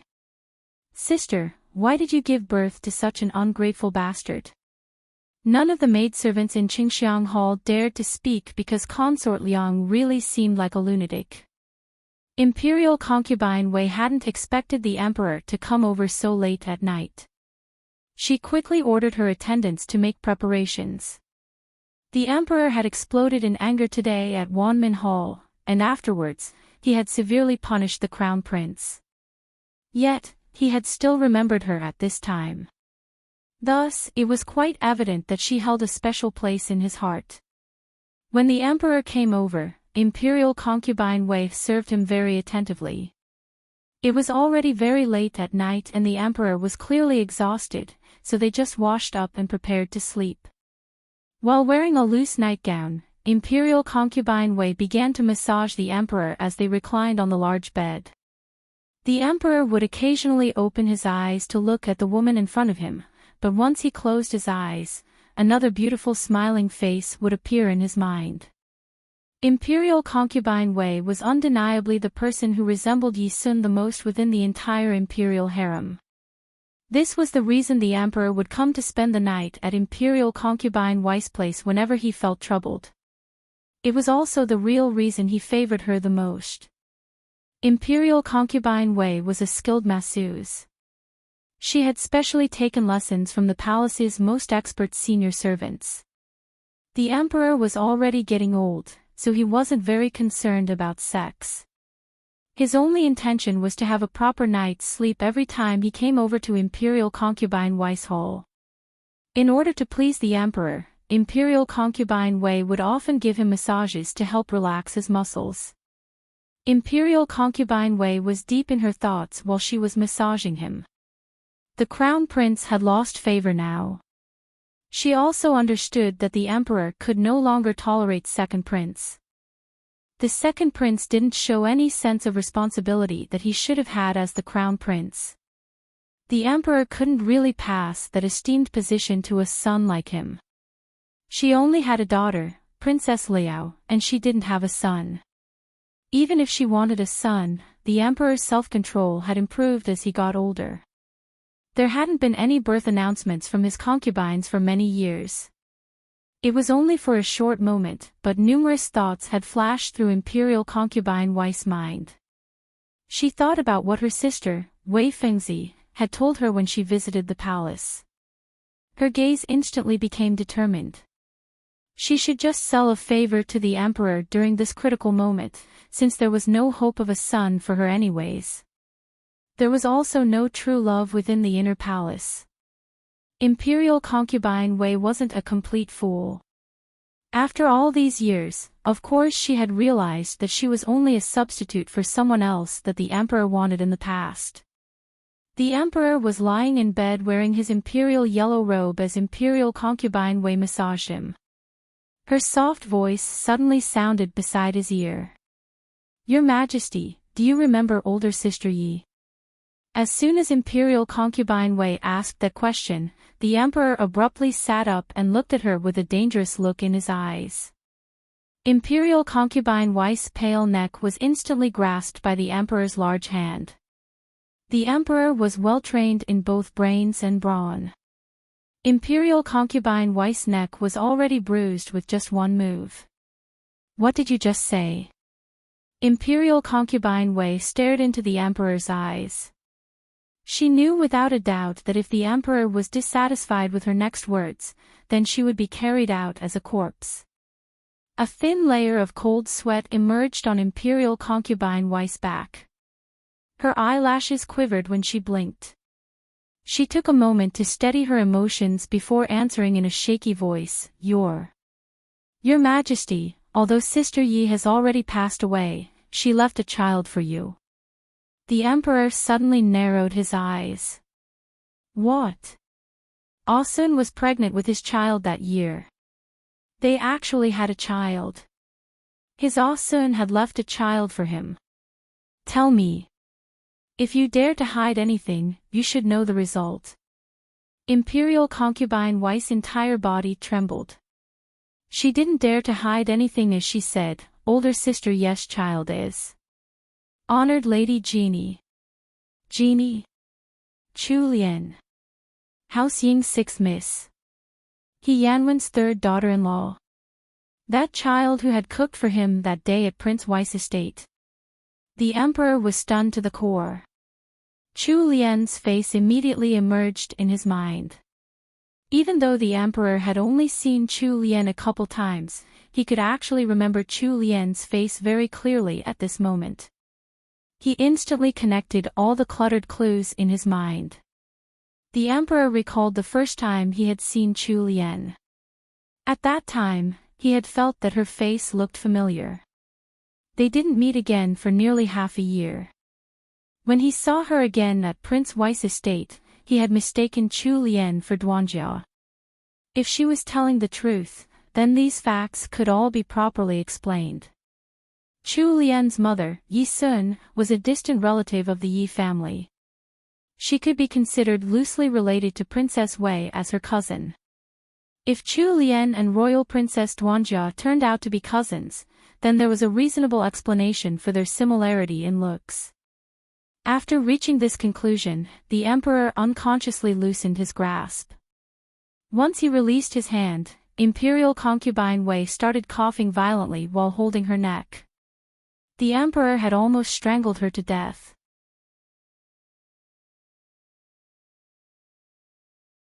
Chapter 624, Phoenix Trap, 12. After learning this huge secret, the emperor was no longer in the mood to spend the night at Imperial concubine Wei's place.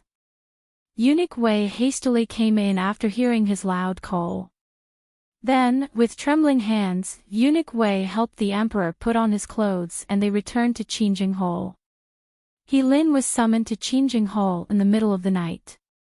Go investigate for us. We want to know everything regarding House Ying's original 2nd Madam and 6th Mississippi. He Lin swiftly left Qingjing Hall in fear after receiving his secret order. He was scared that the emperor would kick him out if he didn't move faster. Eunuch Wei, who was waiting on the side, had also already guessed the truth.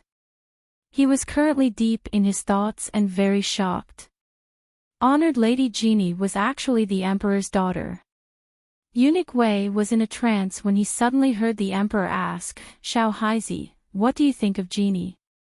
Wei Qinghai was so scared that he promptly focused all of his attention.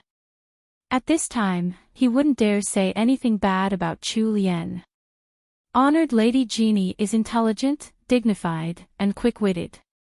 She's also a very talented cook. This servant has never seen a noble lady as special as Honored Lady Jeannie. Eunuch Wei's reply had obviously pleased the emperor. The emperor rubbed his clean-shaven jaw and recalled the first time he met Chu Lian. That little girl hadn't seemed flustered at all even when she was in front of him. She was neither humble nor arrogant. She had been able to think of an unexpected plan to save Duanjia during a dangerous situation. She had also opened a restaurant that was famed throughout the entire capital. There were also the snowboats and her business ideas. How had her little head come up with all those ideas? Why was she so clever and cute? She must have inherited it from him. Ah-sun was also very smart, but she hadn't had such a creative imagination and practical ability. She must have gotten those from him. The emperor momentarily fell into a realm of fantasy. Yi Sun had passed away for many years, and he had always been living in pain. However, he had never expected that Yi Sun would leave a child for him. This child was the continuation of Yi Sun's life and the proof of their love.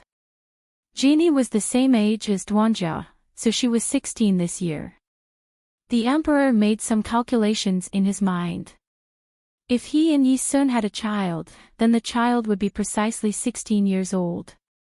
Even before receiving the results from He Lin's investigation, he was nearly certain that Chu Lian was indeed his child. When he thought about it now, it seemed that he liked everything about Chu Lian. However, the smile on the emperor's face froze an instant later. Eunuch Wei, who was standing beside him, was extremely frightened as he observed him. Too many things had happened tonight. Even someone like him, who had experienced numerous upheavals and changes, was a little overwhelmed with shock. When he noticed the change in his master's expression, his legs nearly went limp from the fright. Eunuch Wei summoned up his courage and asked, "Your Majesty, are you all right?" The emperor had just remembered that Chu Lian had already married someone. Moreover, Her husband was He Yanwen's son. So, he was immediately pent up with anger. It felt like he had just found a long-lost treasure after much difficulty, but the treasure was already engraved with someone else's name because it had been missing for too long. The emperor sneered. That brat got off easy. Eunuch Wei's face twitched and immediately realized who the emperor was talking about. The person that the emperor was referring to was the current administrator of the Department of Appointments, Marquis An Yuan. Chu Lian and He Changdi returned to Songtao court together. They didn't know about the major revelations the ruler of their kingdom was currently experiencing in his seat within the palace. They also didn't know that her body had another identity. He Changdi was relieved that Prince Jin had remained calm and decided not to intervene with the trouble caused by the crown prince today. In his previous life, tonight had been the significant turning point in his close friend's life. The situation had changed now, so He Changdi was in a very good mood. When the couple returned to Songtao court, it was already late at night. It was a hassle to travel back and forth to the palace to attend the banquet. Moreover, an incident had occurred in the middle of the banquet, so they were both sweating right now. It was necessary for them to change and take a bath. Songtao court was very big, so there was more than one bathroom. The bathroom in He Changdi's study was even more spacious. Chu Lian sat in front of the dressing table, while Shi Yan helped her remove the hairpins in her hair. After that, she took off the outer robe that she was wearing and finally felt more at ease. When she finished, she noticed that He Changdi was still sitting beside the table.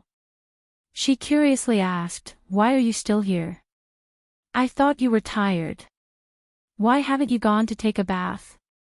He Changdi held a teacup and took a sip of warm water. He didn't immediately answer Chu Lian's question. Chu Lian thought he wanted her to bathe first, so she happily said, "You should go ahead. I already told Shi Yan to prepare the bath over at the bathroom in the study. All the necessities are already prepared over there, so you don't have to worry." He Changdi remained silent even after she said that, so Chu Lian couldn't help turning around and looking towards He Changdi. When their eyes met, Chu Lian noticed that there was something wrong with He Changdi's gaze.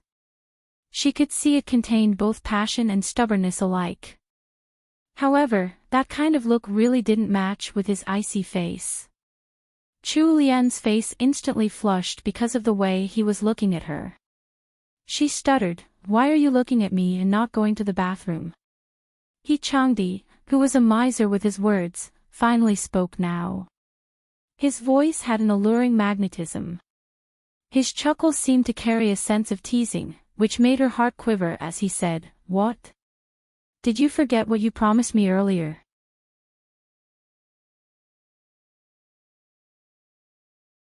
Chapter 625, Spring Hunt, 1. It was out of Chu Lian's expectations that He Sanlang would say something like that at this time. She had already forgotten about the brazen words that He Changdi had said to her earlier in front of the remote palace hall. Under these circumstances, she seriously couldn't remember what she had promised He Changdi. Chu Lian innocently blinked. "What?" He Sanlang's handsome face turned gloomy. He got up and swiftly walked to Chu Lian's side. Then, he trapped her between himself and the dressing table with his long arms. He Sanlang bent down. They were so close, they could practically feel each other's breaths. Chu Lian's cheeks unconsciously flushed as she looked into his deep eyes. She felt a mix of embarrassed and annoyed at him. She pulled back slightly, putting some distance between them. "What are you doing?" Whenever Chu Lian retreated a little, He Changdi would move closer. In the end, Chu Lian's entire back was up against the dressing table. She was unable to distance herself from He Sanlang, and the atmosphere between them turned suggestive instead. The handmaids who were on duty inside the bedroom had already tactfully left the room. He Changdi stared at her. When he spoke, she could feel his warm, clear breath on her face. Chu Lian was blushing with shyness when she heard him ask, "Do you remember now?" Chu Lian felt uneasy because it seemed as if he was able to see into the depths of her heart. She subconsciously looked away, not daring to make eye contact with his ink-black eyes. "I don't know what you're talking about." Chu Lian feigned ignorance.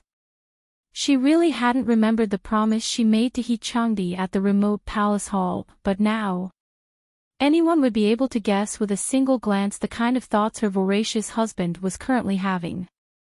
Thus, she was going with the oblivious route. She wasn't stupid.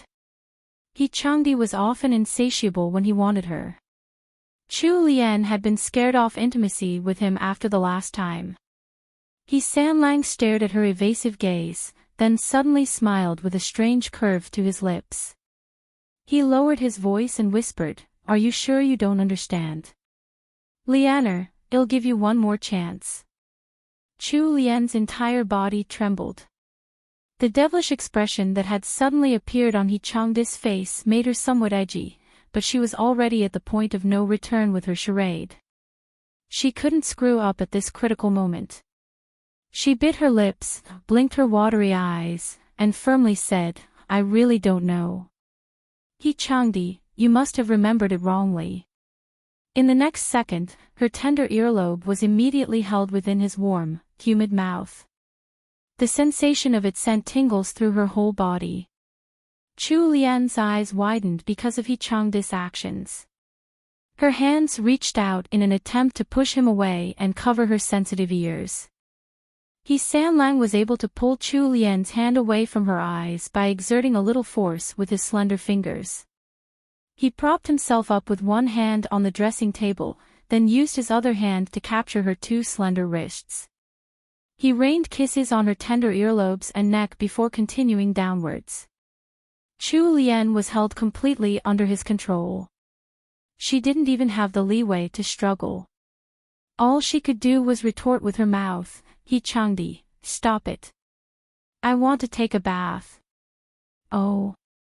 There's no hurry. It'll help you recover your memory first." Chu Lian was furious. How is this supposed to help recover my memory? Her nagging little mouth was soon attacked. He Sanlang lifted Chu Lian's delicate figure onto the dressing table. It took Chu Lian a few moments before she could even react. He leaned against her as his large hand wandered all over her body on a dangerous path. Chu Lian's entire body felt limp and weak. He bent down beside her ear and asked, "Do you remember now?" Chu Lian seriously wanted to cry. At this point, she didn't dare to say that she didn't remember. She looked towards He Changdi with pleading eyes and nodded pitifully. He Changdi saw that the little woman in his arms had finally admitted defeat, so he immediately started the battle to satisfy Chu Lian. Chu Lian didn't think that he would really go for it, even after she surrendered. She seriously wanted to die right now. She resisted the urge to moan and firmly bit onto her red lips. She glared at him with watery eyes and complained with a shaky voice, "I've already admitted my fault." He Changdi lowered his head and dropped kisses down her beautiful collarbone with his thin lips. His voice was hoarse yet restrained as he said, "Since you made a mistake, you should be punished." "You." He Sanlang had already attacked her delicate lips before Chu Lian even got the chance to finish speaking. As a result, the young couple didn't get to the bathroom until an hour later. This also meant that the tub of hot water prepared in the study had become completely unnecessary. He Changdi carried the worn-out Chu Lian directly to their bedroom, then straight into the bathroom inside it. Chu Lian leaned against He Sanlang's sturdy chest, sulking with a pout. He Changdi didn't mind at all, in fact, he felt refreshed. Since he was fully content, there was nothing wrong with yielding to his wife now. With one hand wrapped around Chu Lian's slender waist, his other resting on the edge of the bathtub, He Changdi closed his eyes and laid back to relax. Chu Lian sulked by herself for a while, but she felt that it was pointless when He Changdi didn't even react to her pouting. She turned around slightly and used her index finger to jab at He Changdi's muscular chest. "He Changdi, I've already fulfilled your request. We don't owe each other anything now. He Changdi opened his deep eyes and narrowed them dangerously. He looked at his wife who was lying within his embrace, her face flushed from the hot steam, and said, "What do you mean by that?" Chu Lian gave him a glare. If she wasn't being held within He Changdi's embrace right now, she would have definitely placed her hands on her waist in an imposing manner. "I've already fulfilled the promise I made with you. You can't use that matter to threaten me again." He Changdi glanced at her and smirked. "Who said that was my request? I've already told you earlier, that was a punishment." He Sanlang, don't push your luck. He had done it twice just now. Even if the first time was considered a punishment, then the second time should have been enough to fulfill her promise. How could he be so shameless? Chu Lian's chest was heaving due to anger. He Changdi's gaze narrowed at the sight of her moving chest, which was partially covered by the flower petals within the tub. In the end, the pitiful honored Lady Genie didn't get to sleep until late at night in order to fulfill her promise.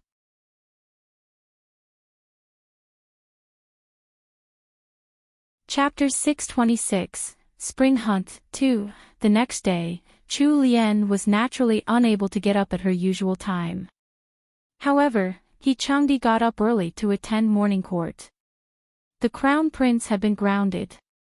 The emperor had even sent officials from the Supreme Court to investigate the incident regarding the fake phoenix. During morning court, He Changdi was simply standing amongst all the officials, but he had a strange feeling that there was a sharp gaze looking down on him from time to time. Only the Qingping emperor would possess such an oppressive gaze. Although the Qingping emperor had a good impression of He Changdi, he usually didn't pay all that much attention to him. A sense of caution immediately emerged within He Sanlang's heart. The emperor unexpectedly ordered He Changdi to stay after the court was adjourned. When He Sanlang came out of Qingjing Hall, he was holding an official document within his hand. It was an official document that he and his father, Count Jingon, had presented to the emperor to request permission to leave House Jingon and establish his own noble estate. According to the usual procedures, if things went smoothly, then it would have taken at least half a month to obtain the approval. However, all the procedures had somehow been completed within a few days. Moreover, the Qingping emperor had personally handed the official document to him. It inevitably caused He Changdi to think deeper into this situation. Furthermore, the emperor had even rewarded him with a plot of land within the capital to use as the Anyuan estate. Real estate was very expensive within the capital. Even for noble families who had lived in the capital for several generations, it would be difficult for them to purchase properties here. Originally, He Changdi and Chu Lian had already decided on the estate that they were going to move into. Although it wasn't considered a luxurious manor, the estate had 4 courtyards, which was enough for the young couple to live in.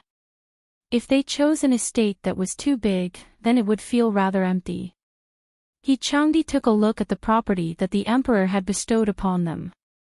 It was a 5-courtyard estate that was located in a good area of the capital. The mansion had originally been the residence of a prince during the era of the first emperor. Later on, the mansion had become vacant after that prince had left for his own assigned lands out of the capital. Following the changing of generations, the prince had eventually passed away. However, the estate had remained vacant ever since.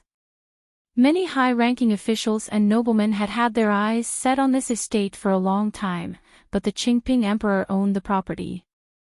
Thus, no one had dared to take the initiative to obtain that mansion. However, it had so easily fallen into He Changdi's hands now. Even He Changdi was perplexed. He Changdi immediately reported this matter to Chu Lian when he returned to the estate.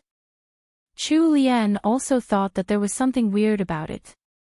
Although they didn't understand why the emperor was suddenly being so considerate to He Changdi, they had obtained a good residence for themselves. It was a holiday the next day, so He Sanlang and Chu Lian headed over to Tekongping Lane to take a look at the estate. Since the emperor had personally approved the official documents and specially gifted them with a new estate, Chu Lian and He Changdi completed their move out of the Jingan estate a month later. Matriarch He found out only on the day they were moving. She almost fainted after finding out. Mu Xiang, who was standing behind Matriarch He, was also in disbelief that He Changdi was really moving out. In the past, she had been able to get a clear understanding of the situation within Songtao court since she worked close by as the matriarch's handmaid. Now that He Changdi and Chu Lian were moving out of the estate, she wouldn't even have the chance to get close to He Changdi anymore. Mu Xiang was completely stunned. Senior Servant Lu noticed her soulless expression, which made Senior Servant Lu even more cautious of her. Within the entire Jingan estate, only Matriarch He and Mu Xiang were against He Changdi moving out. Countess Jingan had more of He Changdi's interests at heart.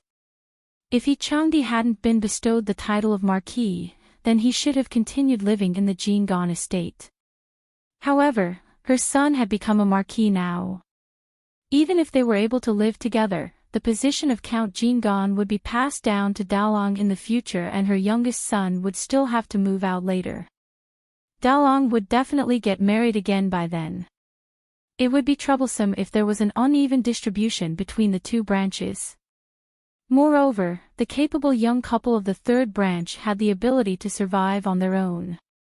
It would also be more comfortable for them.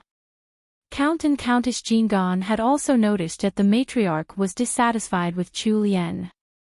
The matriarch had reflected on her behavior after Chu Lian had honestly reprimanded her at Qingxi Hall back then, but there was still a gap between the two. Once enmity sprung up between two people, it would be difficult to clear up misunderstandings and revert back to their previous relationship. Chu Lian was also Marchioness on Yuan, so she would definitely have to take up the mantle of lady in charge of her own household in the future. It was better to let the young couple gain some experience outside while they were still young. If they made any mistakes at this point, Countess Jingan still had the ability to help them out right now. Count Jingan had the same opinion as his wife.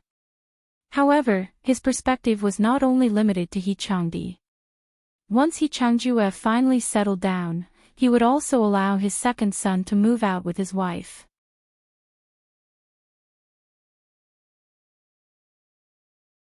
Chapter 627, Spring Hunt, 3, Chu Lian and He Changdi's new residence, the newly named Anyuan estate, was close to Prince Wei's estate. It was only about 15 minutes via horse carriage. For walking, it would also take about 15 minutes when taking a shortcut.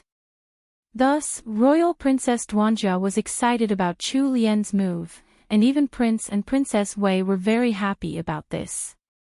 On the second day after Chu Lian moved into her new residence, she sent out invitations to her close friends to invite them for a housewarming.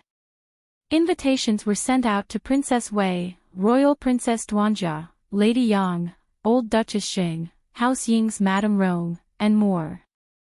The lively celebration lasted for most of the day. At this time, Manager Qin returned from the northern border with his men. The shopfront on Zhuke Avenue that He Changdi had given her was in the middle of renovations.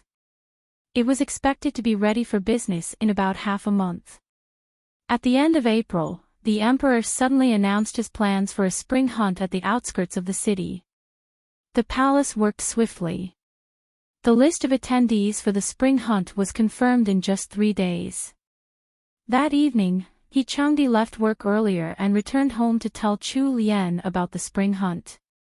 The Anyuan estate was located close to Prince Wei's estate, so Chu Lian didn't really need He Changdi to inform her about the spring hunt.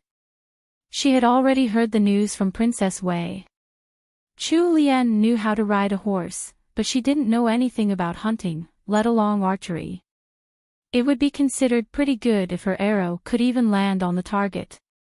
However, during dinner, He Changdi told her that her name was on the list of attendees for the spring hunt. Chu Lian set down her chopsticks and exclaimed in shock. She curiously asked, weren't the officials prohibited from bringing their wives and daughters to the spring hunt in past years? There was nothing she could do there even she went. Was she simply going for a sightseeing trip while the others went hunting? When she thought of that scenario, Chu Lian was speechless to the point that she wanted to roll her eyes. Although He Changdi also felt it was strange, the invitees for the spring hunt had already been confirmed. Thus, it wouldn't be appropriate for him to reject the offer in front of the emperor by himself. He Changdi picked up some blanched lettuce and placed it into her bowl. For some reason, Chu Lian really liked to eat vegetarian dishes recently. On the contrary, she didn't really want to eat meat dishes because the greasy taste made her feel sick. She watched as He Sanlang picked up the vibrant green lettuce for her, and then obediently ate it. He Changdi continued speaking in his pleasant voice. At this time, all ranked noble ladies of the imperial family are on the list. The emperor bestowed the title of honored Lady Genie upon you, so it's not that surprising for your name to be on the list. Chu Lian nodded. After much deliberation, that seemed to be the only reasonable explanation. This seemed to be the case when she looked at the list.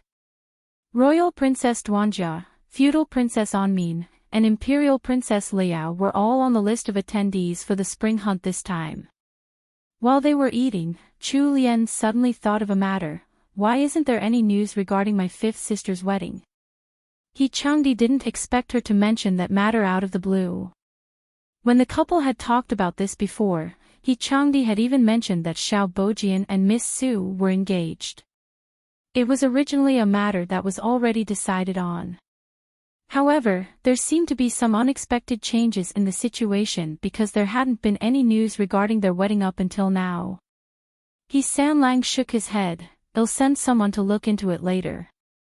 Chu Lian could only drop the topic for now. She was growing even more cautious of Xiao Bojian inside. She had the feeling that it had been too peaceful recently. It felt as if Xiao Bojian was holding back a big move. As time went by, Chu Lian was becoming more and more unsettled. On the second day of May, the Qingping Emperor set off for the spring hunt with his entourage of officials in tow. All the attendees had to gather at the plaza in front of the palace's main entrance to greet the emperor. After that, they would set off together. Separate carriages had been arranged to transport the supplies that each household brought along. The carriages would follow behind the procession and arrive 2 to 4 hours later. The spring hunt was to last for 3 days and 2 nights. On the way back, they were even going to take a detour to a temporary imperial residence for a short stay. There was a hot spring in the imperial residence, so everyone who was attending this year's spring hunt would get a chance to experience the imperial family's hot spring. The Qingping Emperor was to stay overnight at the imperial residence with everyone, and then return to the palace on the next day. Thus, the entire trip was planned to last for 4 to 5 days. Chu Lian and He Changdi woke up early this morning. Since they were going to participate in the spring hunt, Princess Wei had specially ordered several sets of riding attire for Royal Princess Duanjia and Chu Lian. Chu Lian and Royal Princess Duanjia had 3 sets of clothing respectively. Chu Lian had already tried them on when they were sent to the Anyuan estate. The first set was red and silver, the second one was light yellow, and the last set was cherry blossom colored. Although Chu Lian didn't have a tall stature, she had good proportions and a nice figure. The red riding attire that she was wearing today was even more figure-hugging than her usual attire. Her hairstyle was changed to a more simplified style for convenience as she would be riding a horse. She didn't wear any hairpins, but a thin silver-chained ruby headdress hung in front of her forehead. There were 2 small hair ornaments with pink pearl inlays on both sides of her hair bun. Chu Lian didn't wear earrings, so 2 small ear piercings can be seen on her fair earlobes. Wenqing and Wenlan were worried that third young madam would be cold. Although it was already May, they found a brocade cloak of the same color for her to wear. On her feet, she wore a pair of exquisite deerskin boots. The simple unpractical female riding attire complemented her figure well. Chu Lian appeared more refreshing and gallant today, especially when she looked up with an unrestrained smile on her small face. She was like a radiant sunflower that people were reluctant to look away from. He Sanlang was unexpectedly dazzled by his own wife.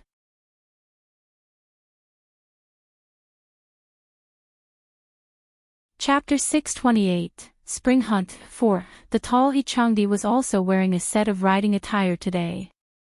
A long bow and a quiver of arrows hung on the back of his horse, leaping clouds. He was standing beside his horse in his black riding attire, which was embroidered with complex patterns. His entire body emitted a chilly and sharp aura, as if he was a handsome god of war about to step onto the battlefield. He Sanlang rarely dressed up like this on normal occasions. Since he worked in the Ministry of War now, he usually wore court outfits. While in the estate, he would often wear a casual robe with a cloak. Even when he was practicing martial arts, he would just wear a simple practice outfit. Thus, even Chu Lian had rarely seen him wear such formal attire. He Changdi was truly worthy of the nickname, He Sanlang the Fair. When he dressed up like this, he would definitely charm numerous hearts by just casually walking around Zhuke Avenue. Chu Lian walked up to He Changdi's side. She couldn't resist looking him over a couple more times before slightly pouting. If I knew you were going to look this good in riding attire, I wouldn't have let you change. He Sanlang had never cared about his appearance, so he didn't understand the meaning behind Chu Lian's remark.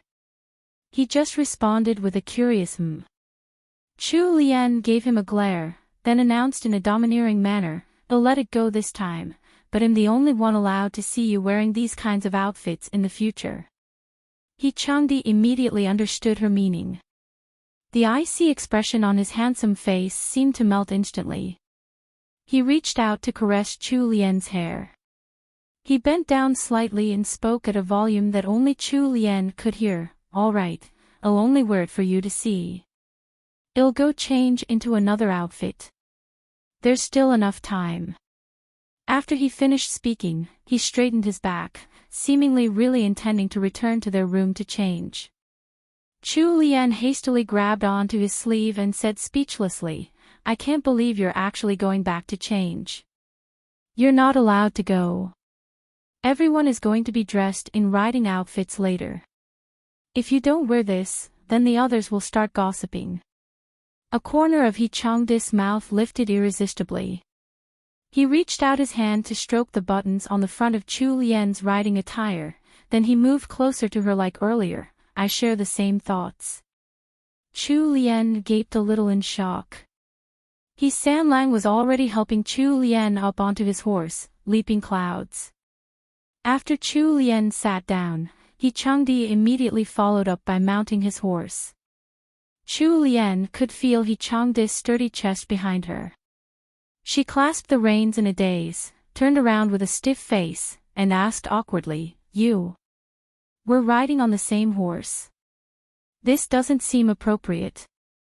They were going to be in front of a big crowd. Although they were a married couple, it didn't seem proper for them to be blatantly riding together in such close proximity out on the public streets. Wouldn't they be drawing enmity by flaunting their relationship like this? He Changdi sent a signal with his eyes to the servants behind them. After that, he reached around Chu Lian to grab the reins. Leaping clouds promptly broke out into a trot after he shook the reins. Chu Lian was surprised by the sudden movement and quickly grabbed onto his arm to balance herself. A moment later, Chu Lian heard He Changdi speaking beside her ear, "With your level of horsemanship, are you trying to make us late? It would take 30 minutes to travel to the palace from the On Yuan estate. If Chu Lian really rode the horse by herself, it would probably take her at least 45 minutes to arrive." While Chu Lian did know how to ride a horse, her skills were only average. There were many people on the streets of the capital, so something could easily go wrong if one didn't have enough control over their mount. Chu Lian didn't have any choice, she could only silently accept He Changdi's decision. She puffed up her cheeks, "Since we're already running late, why did you want to go back to change your clothes earlier?" He Changdi chuckled. He gave out a command with his voice. At his signal, leaping clouds broke out into a gallop. Chu Lian was unprepared, so she jerked backwards and bumped against He Changdi's chest. I said that because I can make leaping clouds run even faster. Chu Lian was frightened. Leaping clouds had probably been locked up for too long. Now that he was finally free, he was sprinting all out. In the end, Chu Lian was only able to somewhat steady herself after He Changdi held onto her waist with his free arm. Chu Lian was shocked by the speed of leaping clouds, so she wasn't in the mood to debate with He Changdi about the previous topic of whether he should change his clothing. Since they were riding on He Changdi's horse, they arrived at the plaza in less than 30 minutes. There were already many people waiting when Chu Lian and He Changdi arrived. All of them were accompanied by a servant holding a horse beside them. He Changdi and Chu Lian were the only ones to arrive together like this. When leaping clouds came to a stop and stomped his hooves, everyone's attention fell upon Chu Lian and He Changdi. There were various expressions in their eyes. Most of the men had envious gazes. Marquis An Yuan really knew how to have fun. He was still being all lovey-dovey with his wife while on the way to the spring hunt. Why hadn't they thought of doing the same? What a shame. Most of the women felt jealous. They turned furious glares at their own inconsiderate husbands. The reproach and resentment within their gazes was intense. Look at how Marquis An Yuan pampers his wife, then take a look at yourself. There were a few fiery gazes among the crowd which were hard to ignore. Xiao Bojian was standing at the edges of the crowd. He watched as He Changdi and Chu Lian arrived together, riding closely on the same horse. After that, he saw He Changdi helping Chu Lian off the horse in a half-embrace. He clenched his fists so tightly that his knuckles had already turned white. The other resentful gaze belonged to Imperial Princess Liao. She was the Emperor's daughter, so she was naturally qualified to participate in the spring hunt this time. She had already turned 11 after the new year. Ever since she had gotten into a conflict with Chu Lian and gotten grounded by the Emperor, she seemed to have lost favor with her father. The Emperor stopped pampering her like before, and had instead ordered Imperial concubine Wei to discipline her strictly.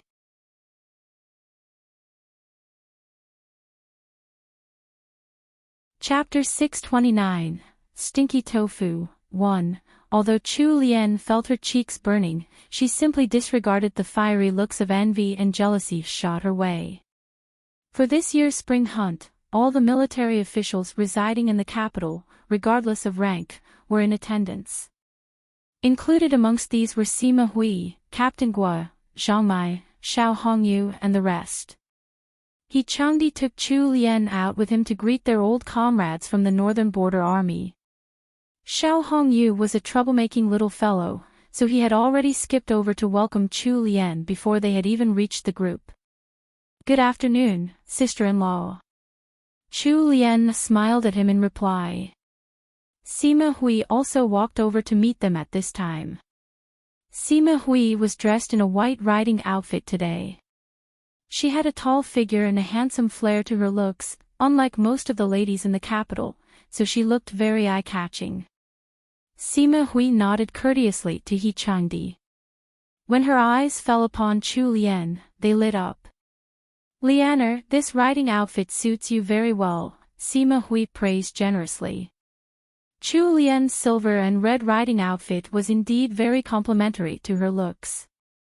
The sleeves of the top were decorated with many butterfly bows, giving her a mischievous yet cute appearance. Chu Lian smiled until her eyes turned into crescents. She bobbed in front of Sima Hui. Thank you for your compliment, Sister Hui. Sima Hui bent her head down and whispered into Chu Lian's ear, let's go together later. Of course Chu Lian wasn't going to reject her offer. She had spent quite some time with Sima Hui in the north. They were close friends by now. Before Chu Lian could reply, she was pulled back one step by He Changdi. He Sanlang stared at Sima Hui with a frostier expression than usual. No, Lianer is going to be by my side. Sima Hui looked up at He Changdi and a smile sprang to her lips. Marquis on Yuan, you'll have to accompany His Majesty later.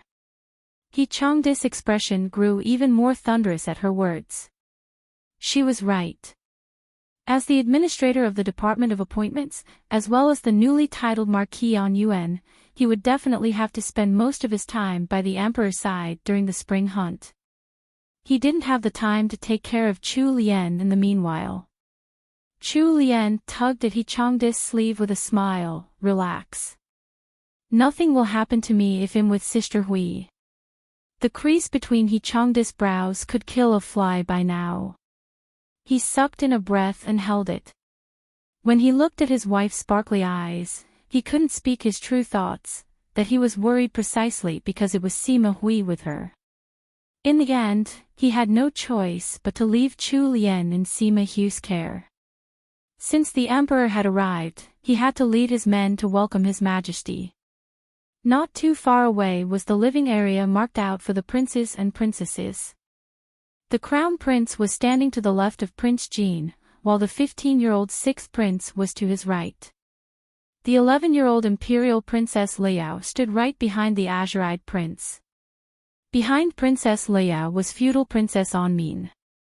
Right now, Imperial Princess Liao was expressing her contempt.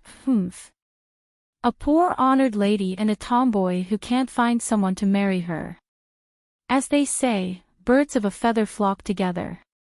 Cousin Anmin, we'll have to show them what we can do later on. Feudal Princess Anmin's reply was so light that Prince Jean couldn't even hear what she said. He turned his head, catching sight of Sima Hui's tall figure from the corner of his eyes. His gaze rested there for a moment before he shifted it away. When the Qingping Emperor arrived, dressed in a dark navy riding habit, everyone respectfully bowed or bobbed in welcome. Due to their status, Chu Lian and Sima Hui were positioned on the outer rings of the entourage. The Emperor was surrounded by so many of his courtiers and nobles that Chu Lian could only see the top of his head from where she was standing. While the two of them had been lowering their waists in their bobs, Sima Hui had spoken in a strange tone. Lianer, why does it feel like His Majesty is looking our way?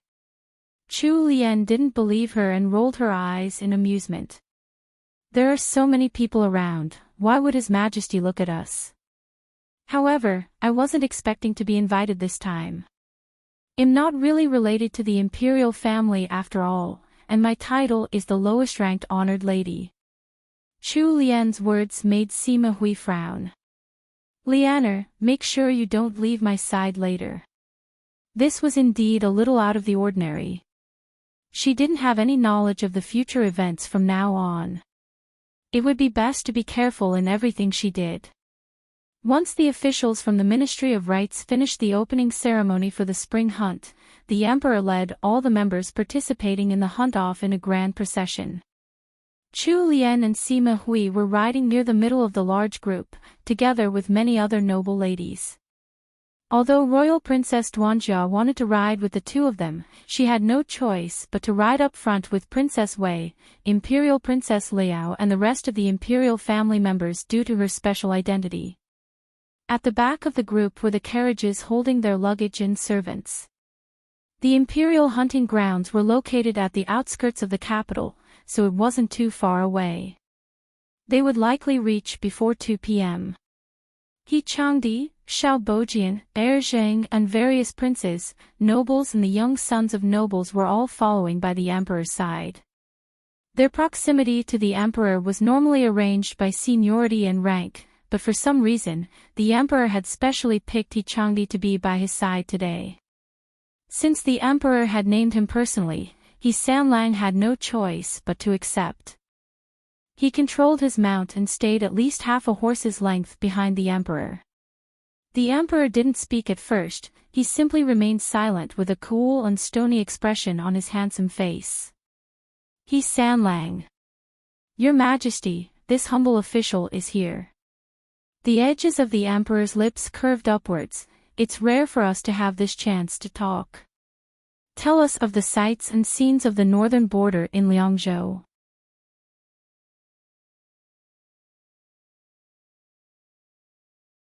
Chapter 630, Stinky Tofu. 2. He Changdi didn't dare to tarry in front of the emperor.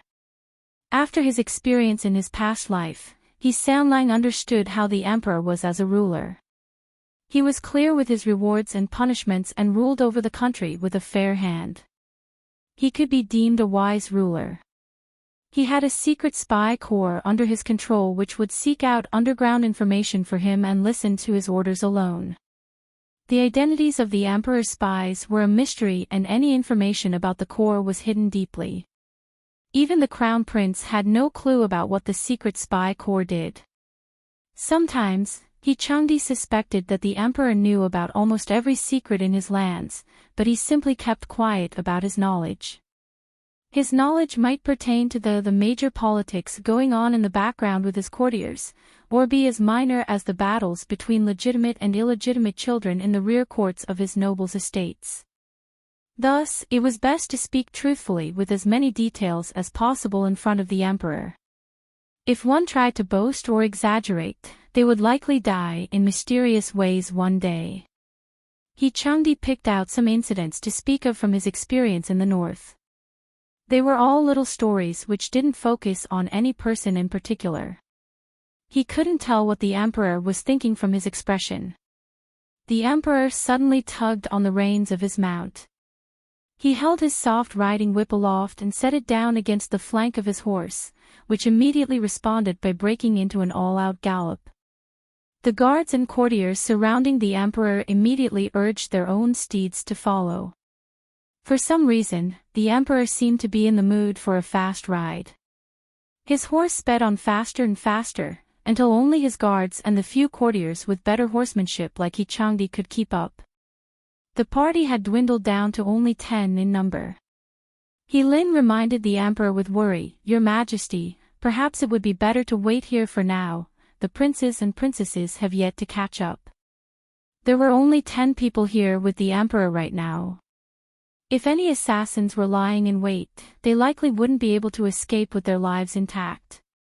The Qingping emperor's gaze was wandering over their surroundings, with no indication that he had heard He Lin's words. He finally pulled at the reins and slowed his horse down. The emperor cast a sideways glance at He Changdi, who had maintained the same distance from him all this time, with a new glint of satisfaction in his eye. The ones remaining here were all the emperor's trusted subordinates and guards. He wouldn't have to worry about anything he said now spreading elsewhere. As if realizing the emperor's intentions, a chill sprang up in He Changdi's heart. Even after living an entire lifetime before, he couldn't help but be nervous at this time.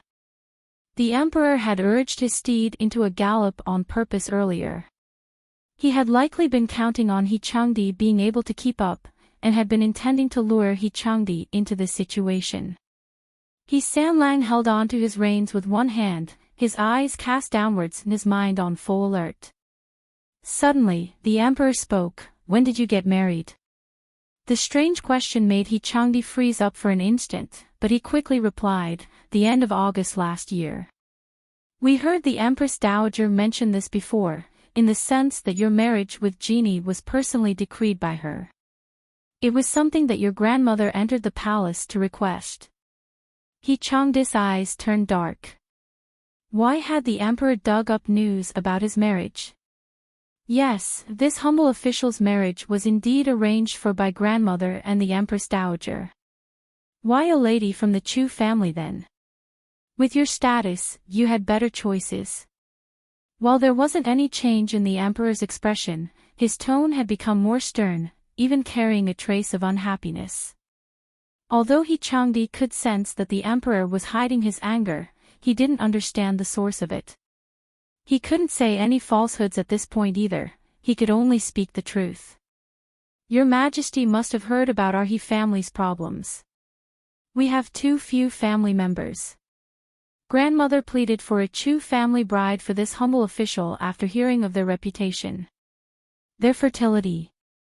He Changdi remained silent in agreement. The emperor harumphed. That one sound was enough to make everyone present break out into cold sweat and wish that they could put some distance between them. Accompanying the emperor was like playing with a tiger, as the saying went. The emperor's mood had suddenly changed for the worse after a few questions about Marquis Enyuan's family. They all had confused expressions. No one could understand why the emperor was suddenly so unhappy. Amongst all the emperor's followers, it was Helin whose expression ranked as the weirdest. Helin was the only person other than the emperor who knew the truth. Pity welled within Helin and he glanced over at the oblivious Marquis Enyuan, lighting a candle in prayer in his heart for the Marquis. He had married a princess, yet he didn't know how to treasure her. He even said it right in front of the emperor that he had only wanted her as a tool for giving birth to the next generation. Only Marquis Enyuan had that kind of daring in the entire dynasty. Thumbs up. This Helin admires you. After a long period of silence, the emperor spoke up once again. Since it was for the sake of carrying on the next generation, why were you dissatisfied with your bride after the wedding? Why didn't you consummate your marriage and leave the estate directly? The emperor's previous questions had only been on the level of gossip, which could be heard from anyone around. However, the emperor had just revealed that he knew about all the details of their lives down to these secret facts. The secret spy corps was indeed a terrifying department. Changdi was trying his best to hide the utter shock in his mind. The gears in his head turned furiously. However, when faced with such a hot potato of a question, he didn't know how to answer. What exactly was he supposed to say? Was he supposed to tell the emperor straight out that he had reincarnated into this life again? That he knew exactly what his newlywed wife Chu Lian was like, that she was a wicked woman who had betrayed him? How he hated her to the core and how he couldn't possibly have consummated their marriage? If he really said the truth, no one would believe him and might even think him mad. Any explanation that touched on the supernatural would give him a straight path to ruin. Changdi had no intention of speaking the absolute truth.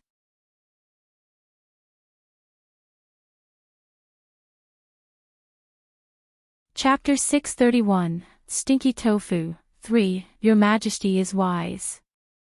It was this humble official who didn't see clearly in the past. The expression on the Qingping Emperor's face turned even more sour upon receiving such a vague answer from Changdi. He cast a cold glance over the young man behind him, obvious disappointment in his gaze. Do you think that genie isn't good enough for you? Alarm spiked in Changdi. He didn't understand why the emperor would have such thoughts. Sanlang shook his head resolutely and said, "This humble official has never thought so." The emperor didn't continue his line of questioning, but he had already completed his evaluation of Changdi as a man of ability. From the day of Changdi and Chu Lian's wedding, to Changdi's time in the Northern Border Army, to the great victory over the Tuhuns, the emperor had sent out his spies to dig out all the details of their lives these past few days. There was no way to hide anything from the fearsome spy corps if they were determined to dig out all details. The letters Chu Lian had sent to Changdi, the hint to join under Captain Guo's banner, the beef jerky and snacks, as well as the grape wine that Chu Lian had passed on to Changdi via courier. As well as the grape wine being the reason he had caught Great General Qian's eyes. Following that, the spy corps had also reported about how Chu Lian had opened Gillen restaurant and how she had found Great Dr. Miao in order to treat Countess Jean Gan's illness. In the most critical period, when there was no one available in the Jean Gan estate, how Chu Lian had volunteered to go to the northern border herself to help Changdi find the last important ingredient needed for the medicine, the Snow Mountain mist's flower. All the way down to the design of the snow boats and their making. Listing down all of the incidents like this, Chu Lian had done many things behind the scenes for Changdi. She had also somehow saved royal Princess Duanjia and made friends with Prince Wei's estate. Behind every part of Changdi's success was Chu Lian's shadow. Perhaps He Changdi had only seen her value after Chu Lian had done so much, and finally acknowledged her position as his legitimate wife and consummated their marriage upon returning to the capital. That was how the emperor thought in his mind. It was also precisely because of all this information that the spy corps discovered the emperor's impression of He Changdi's person was extremely bad. In the emperor's heart, He Changdi wasn't fit to be the husband of his and Yi Sun's precious daughter. The gaze he directed into the distance grew icier. Did you think up the snowboats by yourself? He San Lang heard the emperor ask coldly. He frowned and replied without any hesitation, replying to your majesty, this humble official did not. It was this humble official's wife who came up with the snowboats' blueprints and the actual snowboats. Great General Qian had credited He Changdi as the creator of the snowboat in order to give him extra merits in his military report. Other than He Changdi, Chu Lian, and a few of her trusted subordinates, no one else knew that the snowboat had any relation to Chu Lian. Later on, Chu Lian had told He Changdi to take the snowboats to the northern border camp. Chu Lian had wanted to keep a low profile, so she herself requested to keep the matter a secret. Thus, when Great General Qian reported the matter, all credit naturally fell onto He Changdi. Chu Lian didn't care much about such minor details, and their relationship had already changed after that, so she didn't mind it at all. Unfortunately, this minor matter was completely different in the eyes of a doting and remorseful father. From the emperor's point of view, he thought that He Changdi had stolen Chu Lian's credit. He had even suspected that He Changdi had earned his title mostly through Chu Lian's own efforts. He had assumed that He Changdi wouldn't admit to the theft, but He Changdi had surprised him by admitting so readily that it had been Chu Lian who had come up with the snowboat. The emperor's feelings were now slightly complicated. He didn't ask He Changdi anything else as they waited for the rest of the hunting party to catch up with them. Other than the sound of their horses' hoofbeats, silence surrounded them, making the atmosphere heavy. He Changdi was starting to realize that the emperor wasn't happy with him because of Chu Lian, but he couldn't guess at what the relation between the two of them was.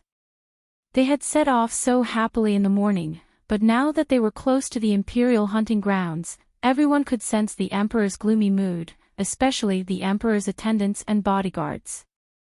They didn't dare to make a sound, even when they were retrieving items from their saddlebags. They finally arrived at the hunting grounds, where tents had been set up for the hunting party. Since they were to spend the night on the grounds itself, there were already tents erected all over the area. Of course, the emperor's tent was the most eye-catching and luxurious.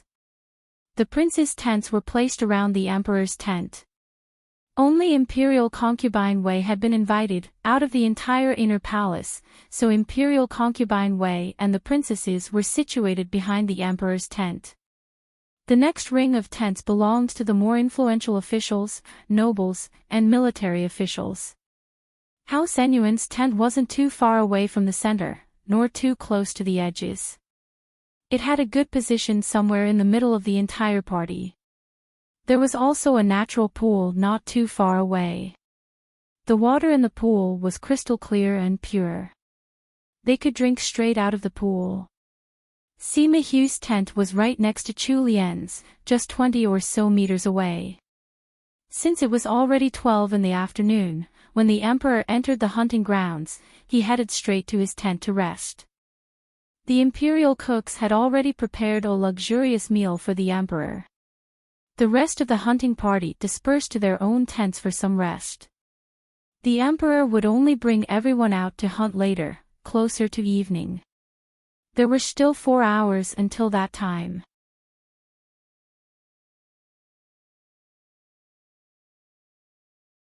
Chapter 632, Stinky Tofu. 4. Chu Lian had only brought Wenqing and Wenlan this time. They were riding in the carriage with all of their clothes. By the time Chu Lian and He Changdi had arrived at the camp, they had only just arrived mere minutes earlier. One of their stewards steered the carriage and parked it next to their tent. Chu Lian ordered Wenqing and Wenlan about as they unpacked the things they had brought with them. The steward and 2 guards were helping to unload the luggage off the carriage. As they saw what their Marchioness had packed, the old steward couldn't help the twitch that developed in the corner of his mouth. Just look at all this. A specially made metal wok, a strange metal rack with unknown purpose, all sorts of ingredients that a hunting ground would lack, seasonings he had never heard of, jerky, fruits, desserts. Of the luggage they had brought in that one carriage, half of it was food. As for the other half, they were all things to cook food. In comparison, look at what the noble madam over there had brought: clothes, accessories, incense, all sorts of furnishings. The old steward bowed his head in shame, resigned to his fate. He continued helping his noble madam move all sorts of food-related items into the tent. However, the foodies staring at Chu Lien and He Changdi's tent didn't share the same thoughts. Before they had even started preparing the meal, there was already a table full of guests in Chu Lien's tent. Sima Hui and Royal Princess Duanjia were to be expected, since they were both ladies. However, what was with Great General Qian and Old Duke Xing inviting themselves in? What were these 2 old bear-eyes doing here? Captain Gua, Xiao Hongyu, and Zhang Mai didn't have any space to sit. However, they would rather stand than leave. Royal Princess Duanjia rolled her eyes.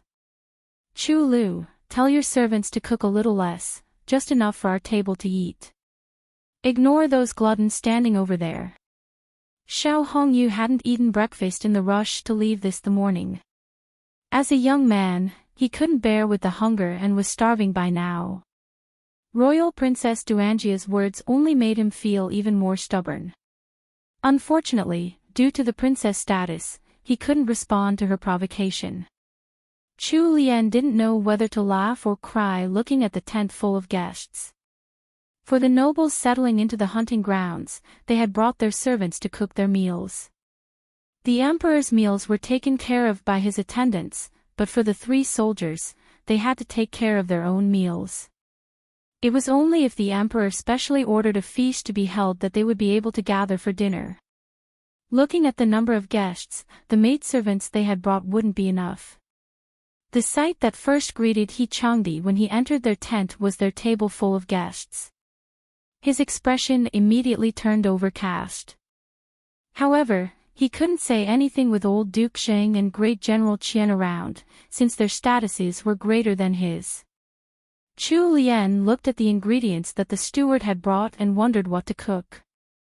Luckily, the steward had packed extra food just in case, otherwise there might not have been enough to feed this group of gluttons.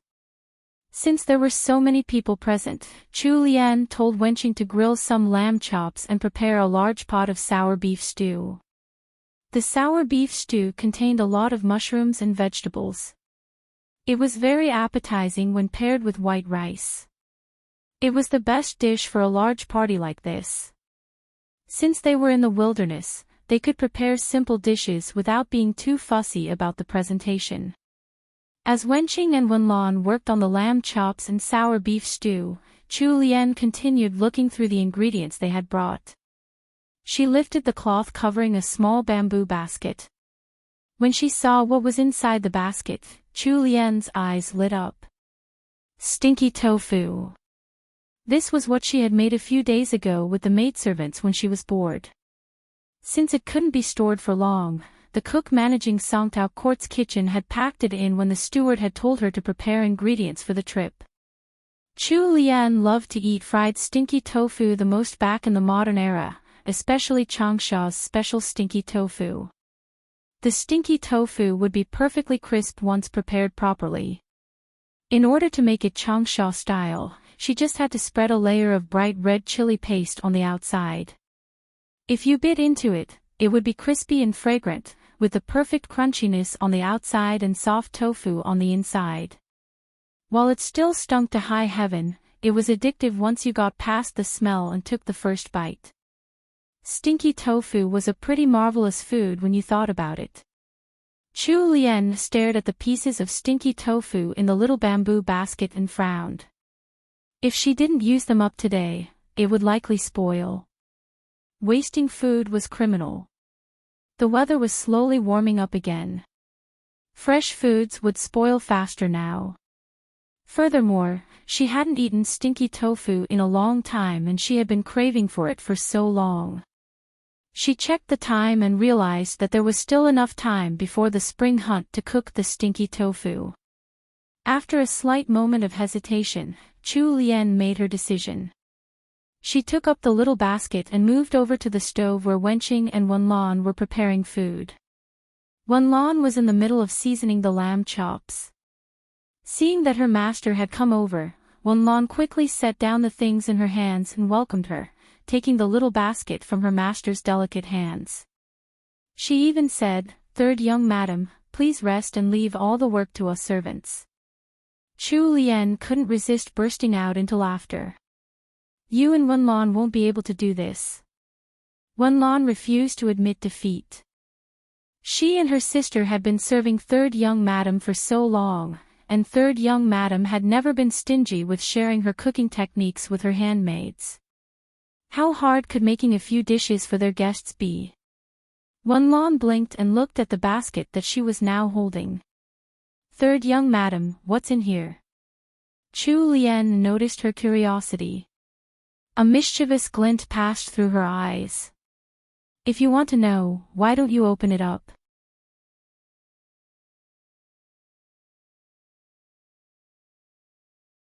Chapter 633, How Stinky. 1. Although the expression in third young madam's eyes was a little strange, Wenlan didn't think too much of it. She paused for an instant before flipping open the cloth covering the basket. The refreshing spring wind blew past, helpfully spreading the sour smell from the contents of the basket. Wenlan immediately pinched her nose with her free hand and held the basket as far away from herself as she could. Aggrieved, her voice came out nasally as she asked Chu Lian, "Third young madam, what's this? Why is it so stinky? Has it gone bad on the way here?" Chu Lian giggled and took the basket from Wenlan's hand. "It's not spoiled, it was like this from the start." "Ah." Wenlan didn't dare to stop pinching her nose. She stared at Chu Lian with wide, shocked eyes, unable to imagine how something so smelly could be food. "Are you sure this is still edible? It's all black and it smells terrible." The smell alone was enough to drive anyone 1,000 miles away in fear, let alone put it in their mouths. Chu Lian let out a mysterious smile. "Don't judge things by their covers. Once you have a taste of this, you'll be hooked immediately." Although Wenlan didn't reply, still in disdain over the stinky tofu in the basket, the blatant curiosity in her eyes betrayed her. Wenlan watched as third young madam earnestly washed her hands, as if she was really about to cook the stinky tofu.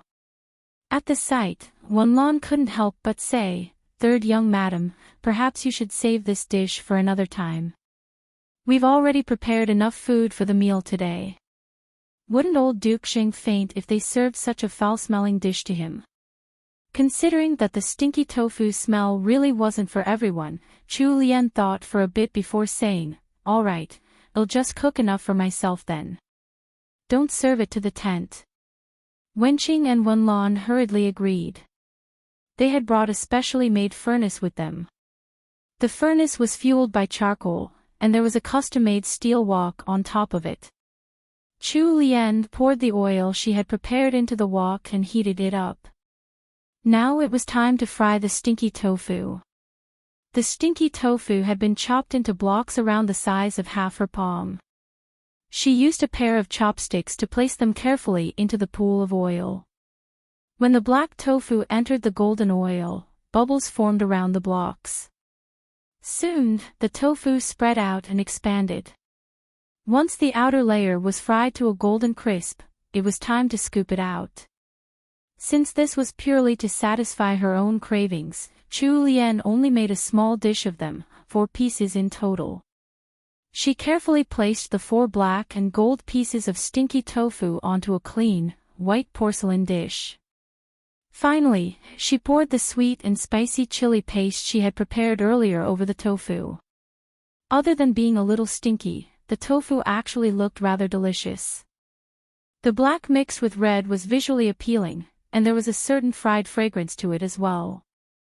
Wenlan stared with her mouth slightly agape at Chu Lian's familiar actions. She had thought that Chu Lian had just been kidding. Who could have expected that third young madam would really use that disgusting stinky tofu as a dish? Somehow, it even looked good after plating.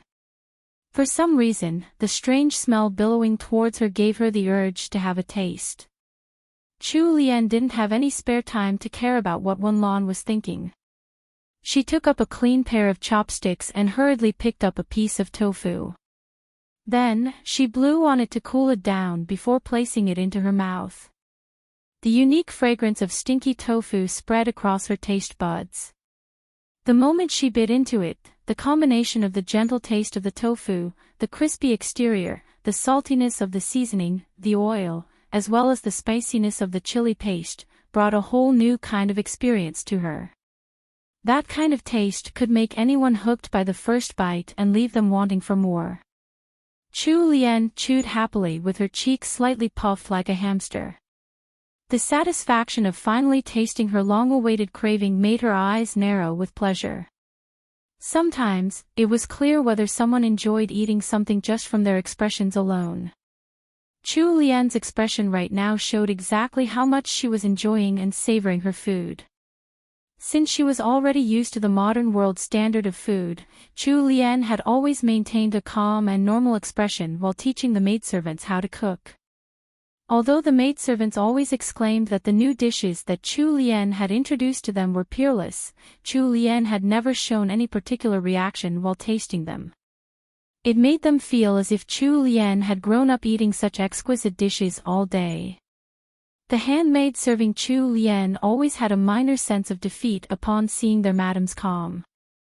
Thus, it was rare for them to see third young madam's expression full of satisfaction and nostalgia while eating. Sometimes, the familiar taste of a certain dish could indeed evoke the joyful memories of the past. Stinky tofu was one such dish for Chu Lian. Once a single piece of stinky tofu had vanished down her gut, Chu Lian let out a small sigh of satisfaction. Wenlan couldn't help gulping down her drool while watching Chu Lian eat. She thought she must have been possessed. She hadn't even liked the smell of that black tofu earlier, so why did she suddenly have the urge to taste it?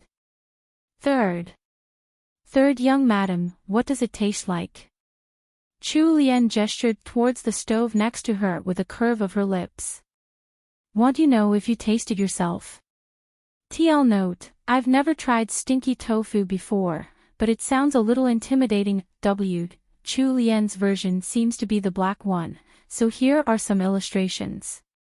Stinky tofu being fried stinky tofu with chili paste.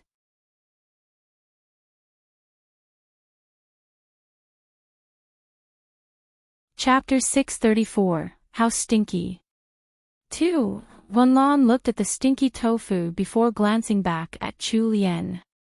Finally, she shut her eyes, took up a pair of chopsticks, and shoved a piece of tofu into her mouth.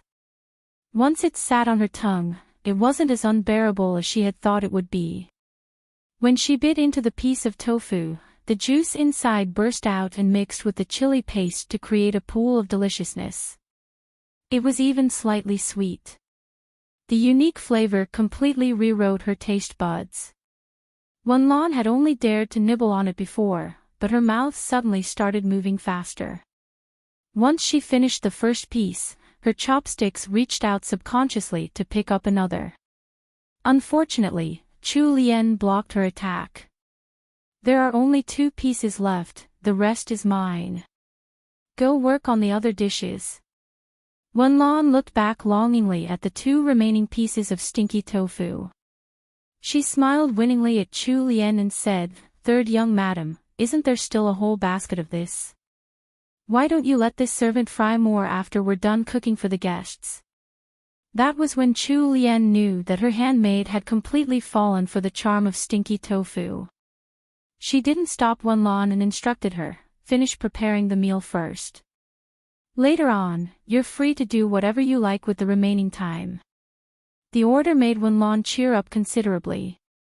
Old Duke Sheng had been standing at the entrance of the tent waiting impatiently for quite some time.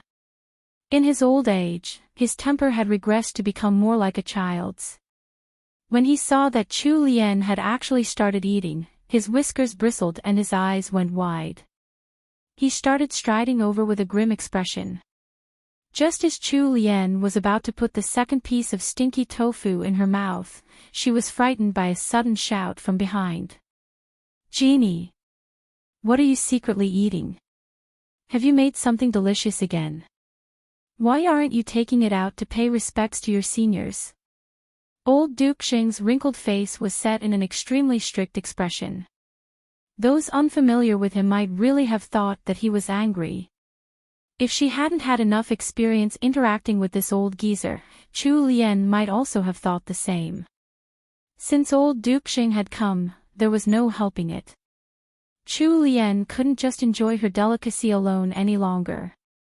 She immediately took out a pair of clean chopsticks for the old duke. "You've come just in time, Your Grace. I was about to get Wenqing to serve you a portion of this. Since you're already here, why don't you have a taste now?" Wenlan watched from the side as old Duke Xing fearlessly picked up a piece of stinky tofu and stuffed it into his mouth. At first, he chewed slowly, but then his eyes lit up in delight, and immediately thereafter, his chewing speed increased at a frightening rate. Wenlan was dumbstruck by the Duke's reaction. Wouldn't old Duke Sheng have at least questioned the smell? When he finished the piece of tofu, old Duke Sheng quickly asked, "What's this?" "Although the taste is somewhat weird, it's delicious."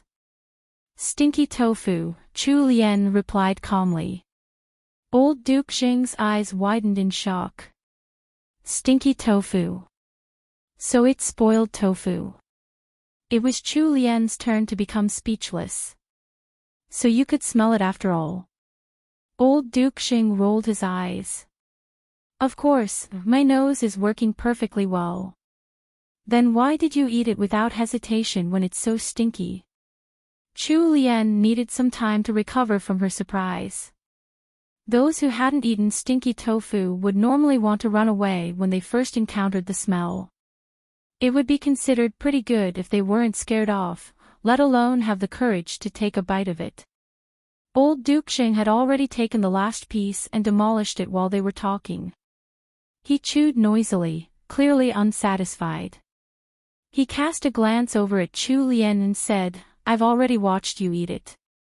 You're such a picky eater that you won't eat anything unless it's tasty, and you looked like you were enjoying it so much. That's why I didn't hesitate at all." Old Duke Sheng might even be able to take the more special dishes like durian or the fearsome surströmming if he watched Chu Lian eat them, let alone a mild dish like this tofu. Chu Lian was speechless from old Duke Sheng's explanation. She didn't know how to reply to that. "This, what's it called, stinky tofu? Make a few more for me." The old Duke left behind these words before happily leaving the tent. Well, that settled it then. Since the Duke had already personally ordered more of the stinky tofu, Chu Lian taught Wenlan how to cook more of it. When it was time for their midday meal, there were quite a few dishes placed on the wooden table inside the tent. Although they seemed a little more crude than usual, there was more than enough food and the taste went without saying. This was well suited for Captain Guo, Zhang Mai, and Xiao Hongyu, who were used to rougher military fare. Chu Lian, Sima Hui, and Royal Princess Duanja sat at another table with a screen separating them. There were a few extra portions of stinky tofu, which were very popular with all her guests, to Chu Lian's surprise. No wonder it was one of the most popular street snacks sold everywhere in the modern world.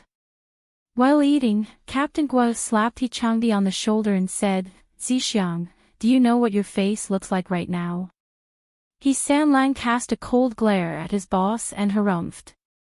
Before Captain Guo could continue, Xiao Hongyu had already burst out into laughter.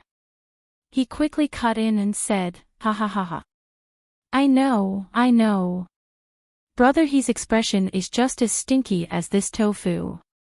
Don't you guys think so too? Ha ha ha. He Changdi. Zhang Mai picked up a piece of beef and glared at Xiao Hongyu. Stupid brat, what are you saying? Xiao Hongyu gave a silly grin and rubbed his head sheepishly. Just focus on your food. He Changdi warned. That brat had come to his tent to get a free meal personally cooked by his wife, but he was still boldly speaking nonsense and trying to get a rise out of him. That brat must be tired of living. TL note, there's apparently another type called hairy tofu, and there's a YouTuber who makes awesome high-quality videos who actually filmed the process, so here you go.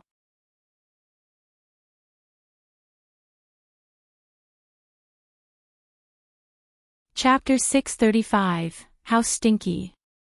3. Just as the tent was filled with sounds of merrymaking and chatter, a guard posted outside the tent came in to report. He Changdi set down his chopsticks and asked with a cold expression, "What's wrong?" The guard was one of He Changdi's men, so he replied very respectfully, "My lord, Great Steward Wei has arrived."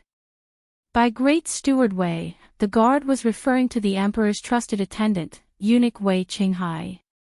Why had he chosen to visit during mealtime? Of course, everyone in the tent had heard He Changdi's conversation with the guard.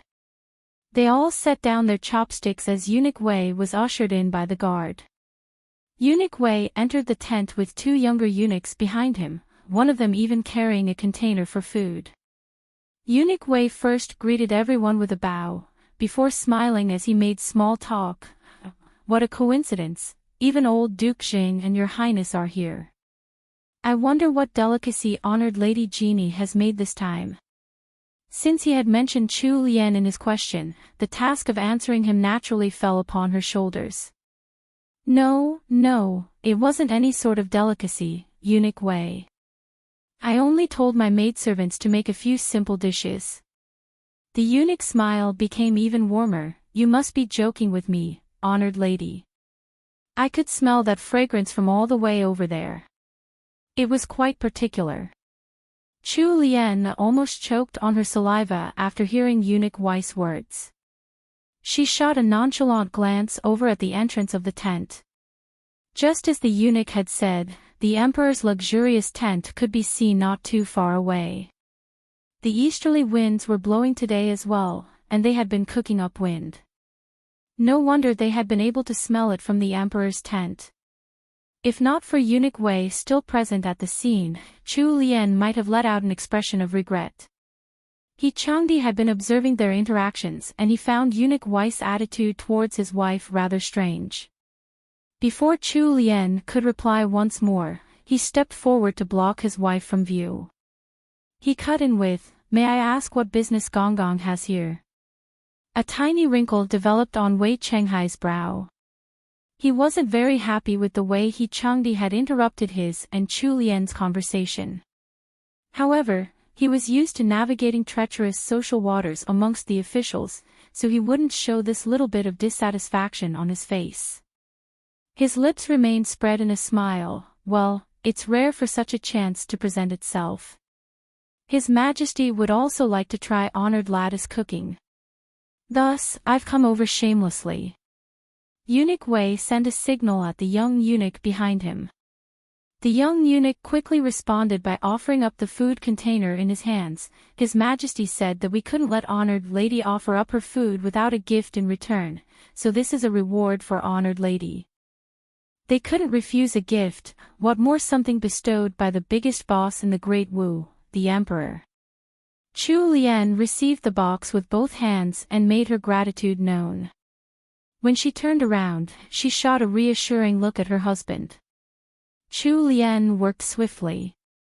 Since it was something to be served to the Emperor, she had to cook it herself. All Wenqing and Wenlan could do was to help with some minor tasks at the side. Furthermore, they had to be very careful with something made for the Emperor. Luckily, the dishes weren't very complicated and she finished cooking in just 45 minutes. She handed over the food to eunuch Wei directly, and he quickly left for the Emperor's tent. Once she was done cooking, the others in the tent had already had their fill. Since they still had some hunting to do in the afternoon, everyone quickly dispersed and returned to their own tents. When only Chu Lian and He Changdi were left in their tent, Chu Lian opened up the box that Eunuch Wei had sent over. Chu Lian gaped in surprise at the contents. The box was completely filled with bird's nest. They weren't the normal grade of bird's nest either, these were top-quality blood bird's nests, in the most perfect crescent shapes. Products of this quality were usually used as tributes in the Great Wu, and there were very few of them in number. These were sent over from the Xinluo country every year, and only the most esteemed and respected women in the palace could enjoy these. Even in the modern world, this kind of bird's nest was considered extremely rare and precious. Why would the emperor gift her such valuable items for no reason? Chu Lian stared at the huge pile of blood birds' nests with her eyebrows drawn together. She looked up at He Changdi, who seemed to be brooding over the gift as well. "Hubby, what do you think His Majesty is thinking by sending such precious gifts?" He Changdi's profound gaze flickered over to Chu Lian. All the events of today had also left him rather confused. He caressed Chu Lian's cheek gently and shook his head. "I can't discern His Majesty's intentions for now. Let's just wait and watch." Since she couldn't understand what was going on either, Chu Lian simply set aside her thoughts and ordered Wenqing to put away the top-quality bird's nest. "Let's give some to Mother when we return." While Countess Jean Gan's illness had already been cured, she had struggled with it for so long that her body was sorely lacking in vigor. The nutritious bird's nest was exactly what she needed to boost her health right now. Warmth suffused He Changdi's heart. He pulled Chu Lian over into his lap. "No need, I just sent some medicinal ingredients over to Mother a few days ago." He Changdi placed light kisses down her cheek as he explained in a low tone. Chu Lian took his hand and started playing with his fingers. "But I don't have any use for this bird's nest. My boat is perfectly healthy, I don't need to eat things like that." Eating nutritious products like bird's nest and it wasn't needed could instead cause adverse effects to her body and affect her health. However, He Changdi didn't catch Chu Lian's meaning immediately, and his mind somehow turned on a crooked path instead. He bent down closer to her ear and let out a low chuckle. "What, are you worried that you'll be overly nourished again? Don't worry. With me around, we can work together to extinguish your fires anytime." Chu Lian was in awe of how He Changdi's mind could twist anything into something perverted.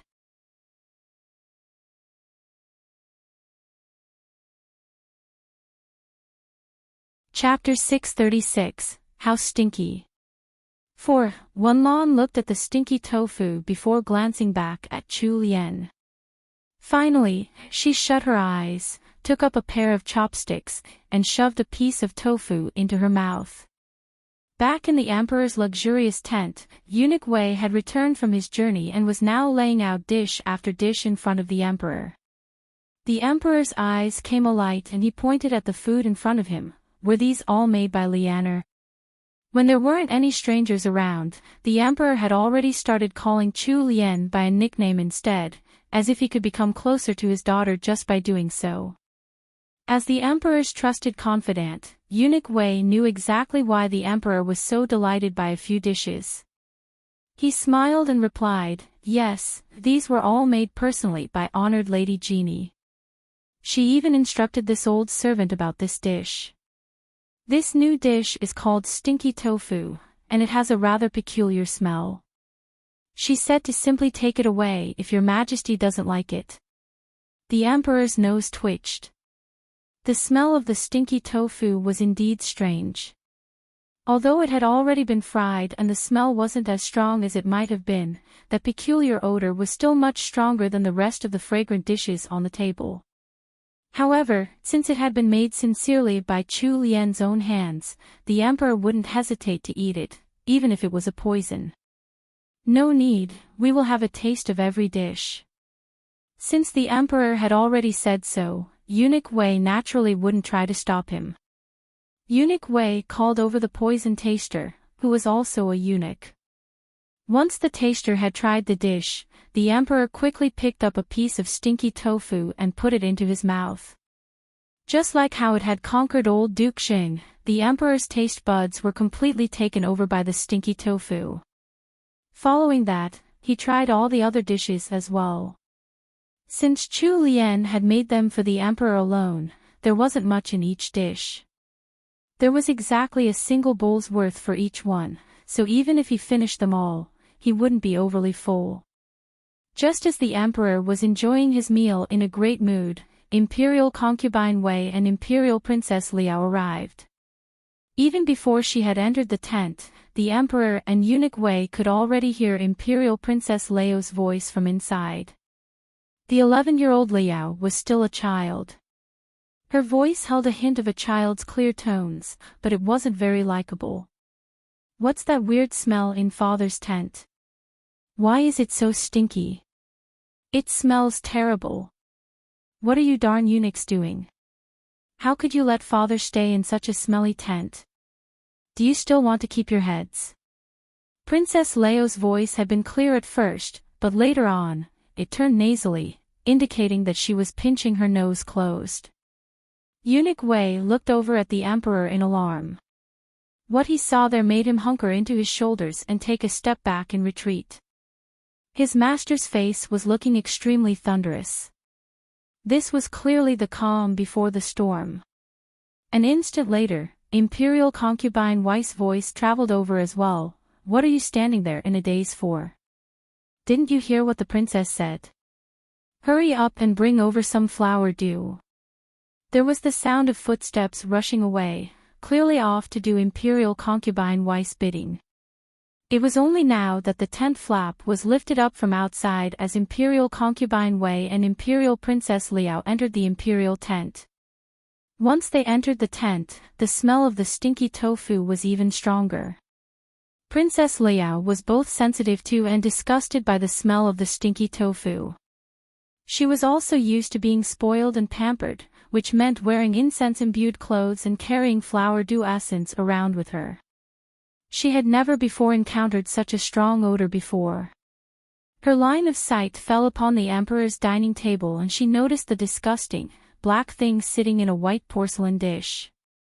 The moment she confirmed that the smell was coming from that dish, Imperial Princess Liao immediately gagged and ended up puking her guts out. Everything happened so suddenly that Imperial Concubine Wei couldn't even stop her even if she tried. She could only watch as her daughter dirted the spotlessly clean Persian rug on the floor of the imperial tent. The emperor had just been eating his midday meal. Now, thanks to Imperial Princess Liao, he no longer had any appetite to eat even the rarest of delicacies. Eunuch Wei was stunned speechless. He admitted that the stinky tofu did live up to its name, but the smell wasn't so bad to that extent, surely. Princess Liao's action was quite exaggerated. How was His Majesty supposed to continue eating like this? He had just been praising the stinky tofu for being delicious. The emperor slammed his jade chopsticks onto the table and roared out, "What's going on?" Imperial Concubine Wei's heart almost leaped out of her throat as she noticed the emperor's gloomy expression. She hurriedly instructed her attendants to take care of Princess Liao as she tried to answer the emperor. "Please calm down, Your Majesty.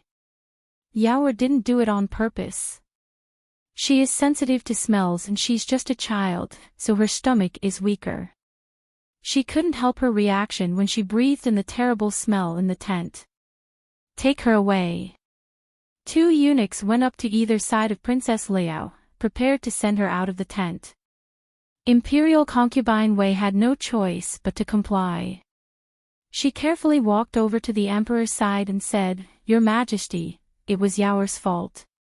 Please forgive her as she's still just a child." She then cast a glance over the meal laid out on the emperor's dining table. When she saw the black stinky tofu, she let out a complaint. "Furthermore, this dish is just too smelly. What are the imperial cooks doing? They should be punished." The emperor had lost all of his earlier good mood and he didn't want to listen to Imperial Concubine Wei's explanations. He waved her away impatiently, you're dismissed. We're tired and we want to rest. Imperial concubine Wei hadn't thought that the emperor would be this angry over the incident. Even if she didn't want to resign herself, she had no choice but to bob towards the emperor and leave the imperial tent. Once Imperial concubine Wei left, she investigated the incident and found out why the emperor had been so unhappy. You're tuning into the LoveLore Library YouTube channel. We're so grateful for your support, and don't forget to subscribe to join us on this incredible journey through captivating stories. Your generosity through donations truly makes a world of difference, as it's the primary source of revenue that allows me to expand and enhance this channel for you. Thank you from the bottom of my heart for being a part of this adventure.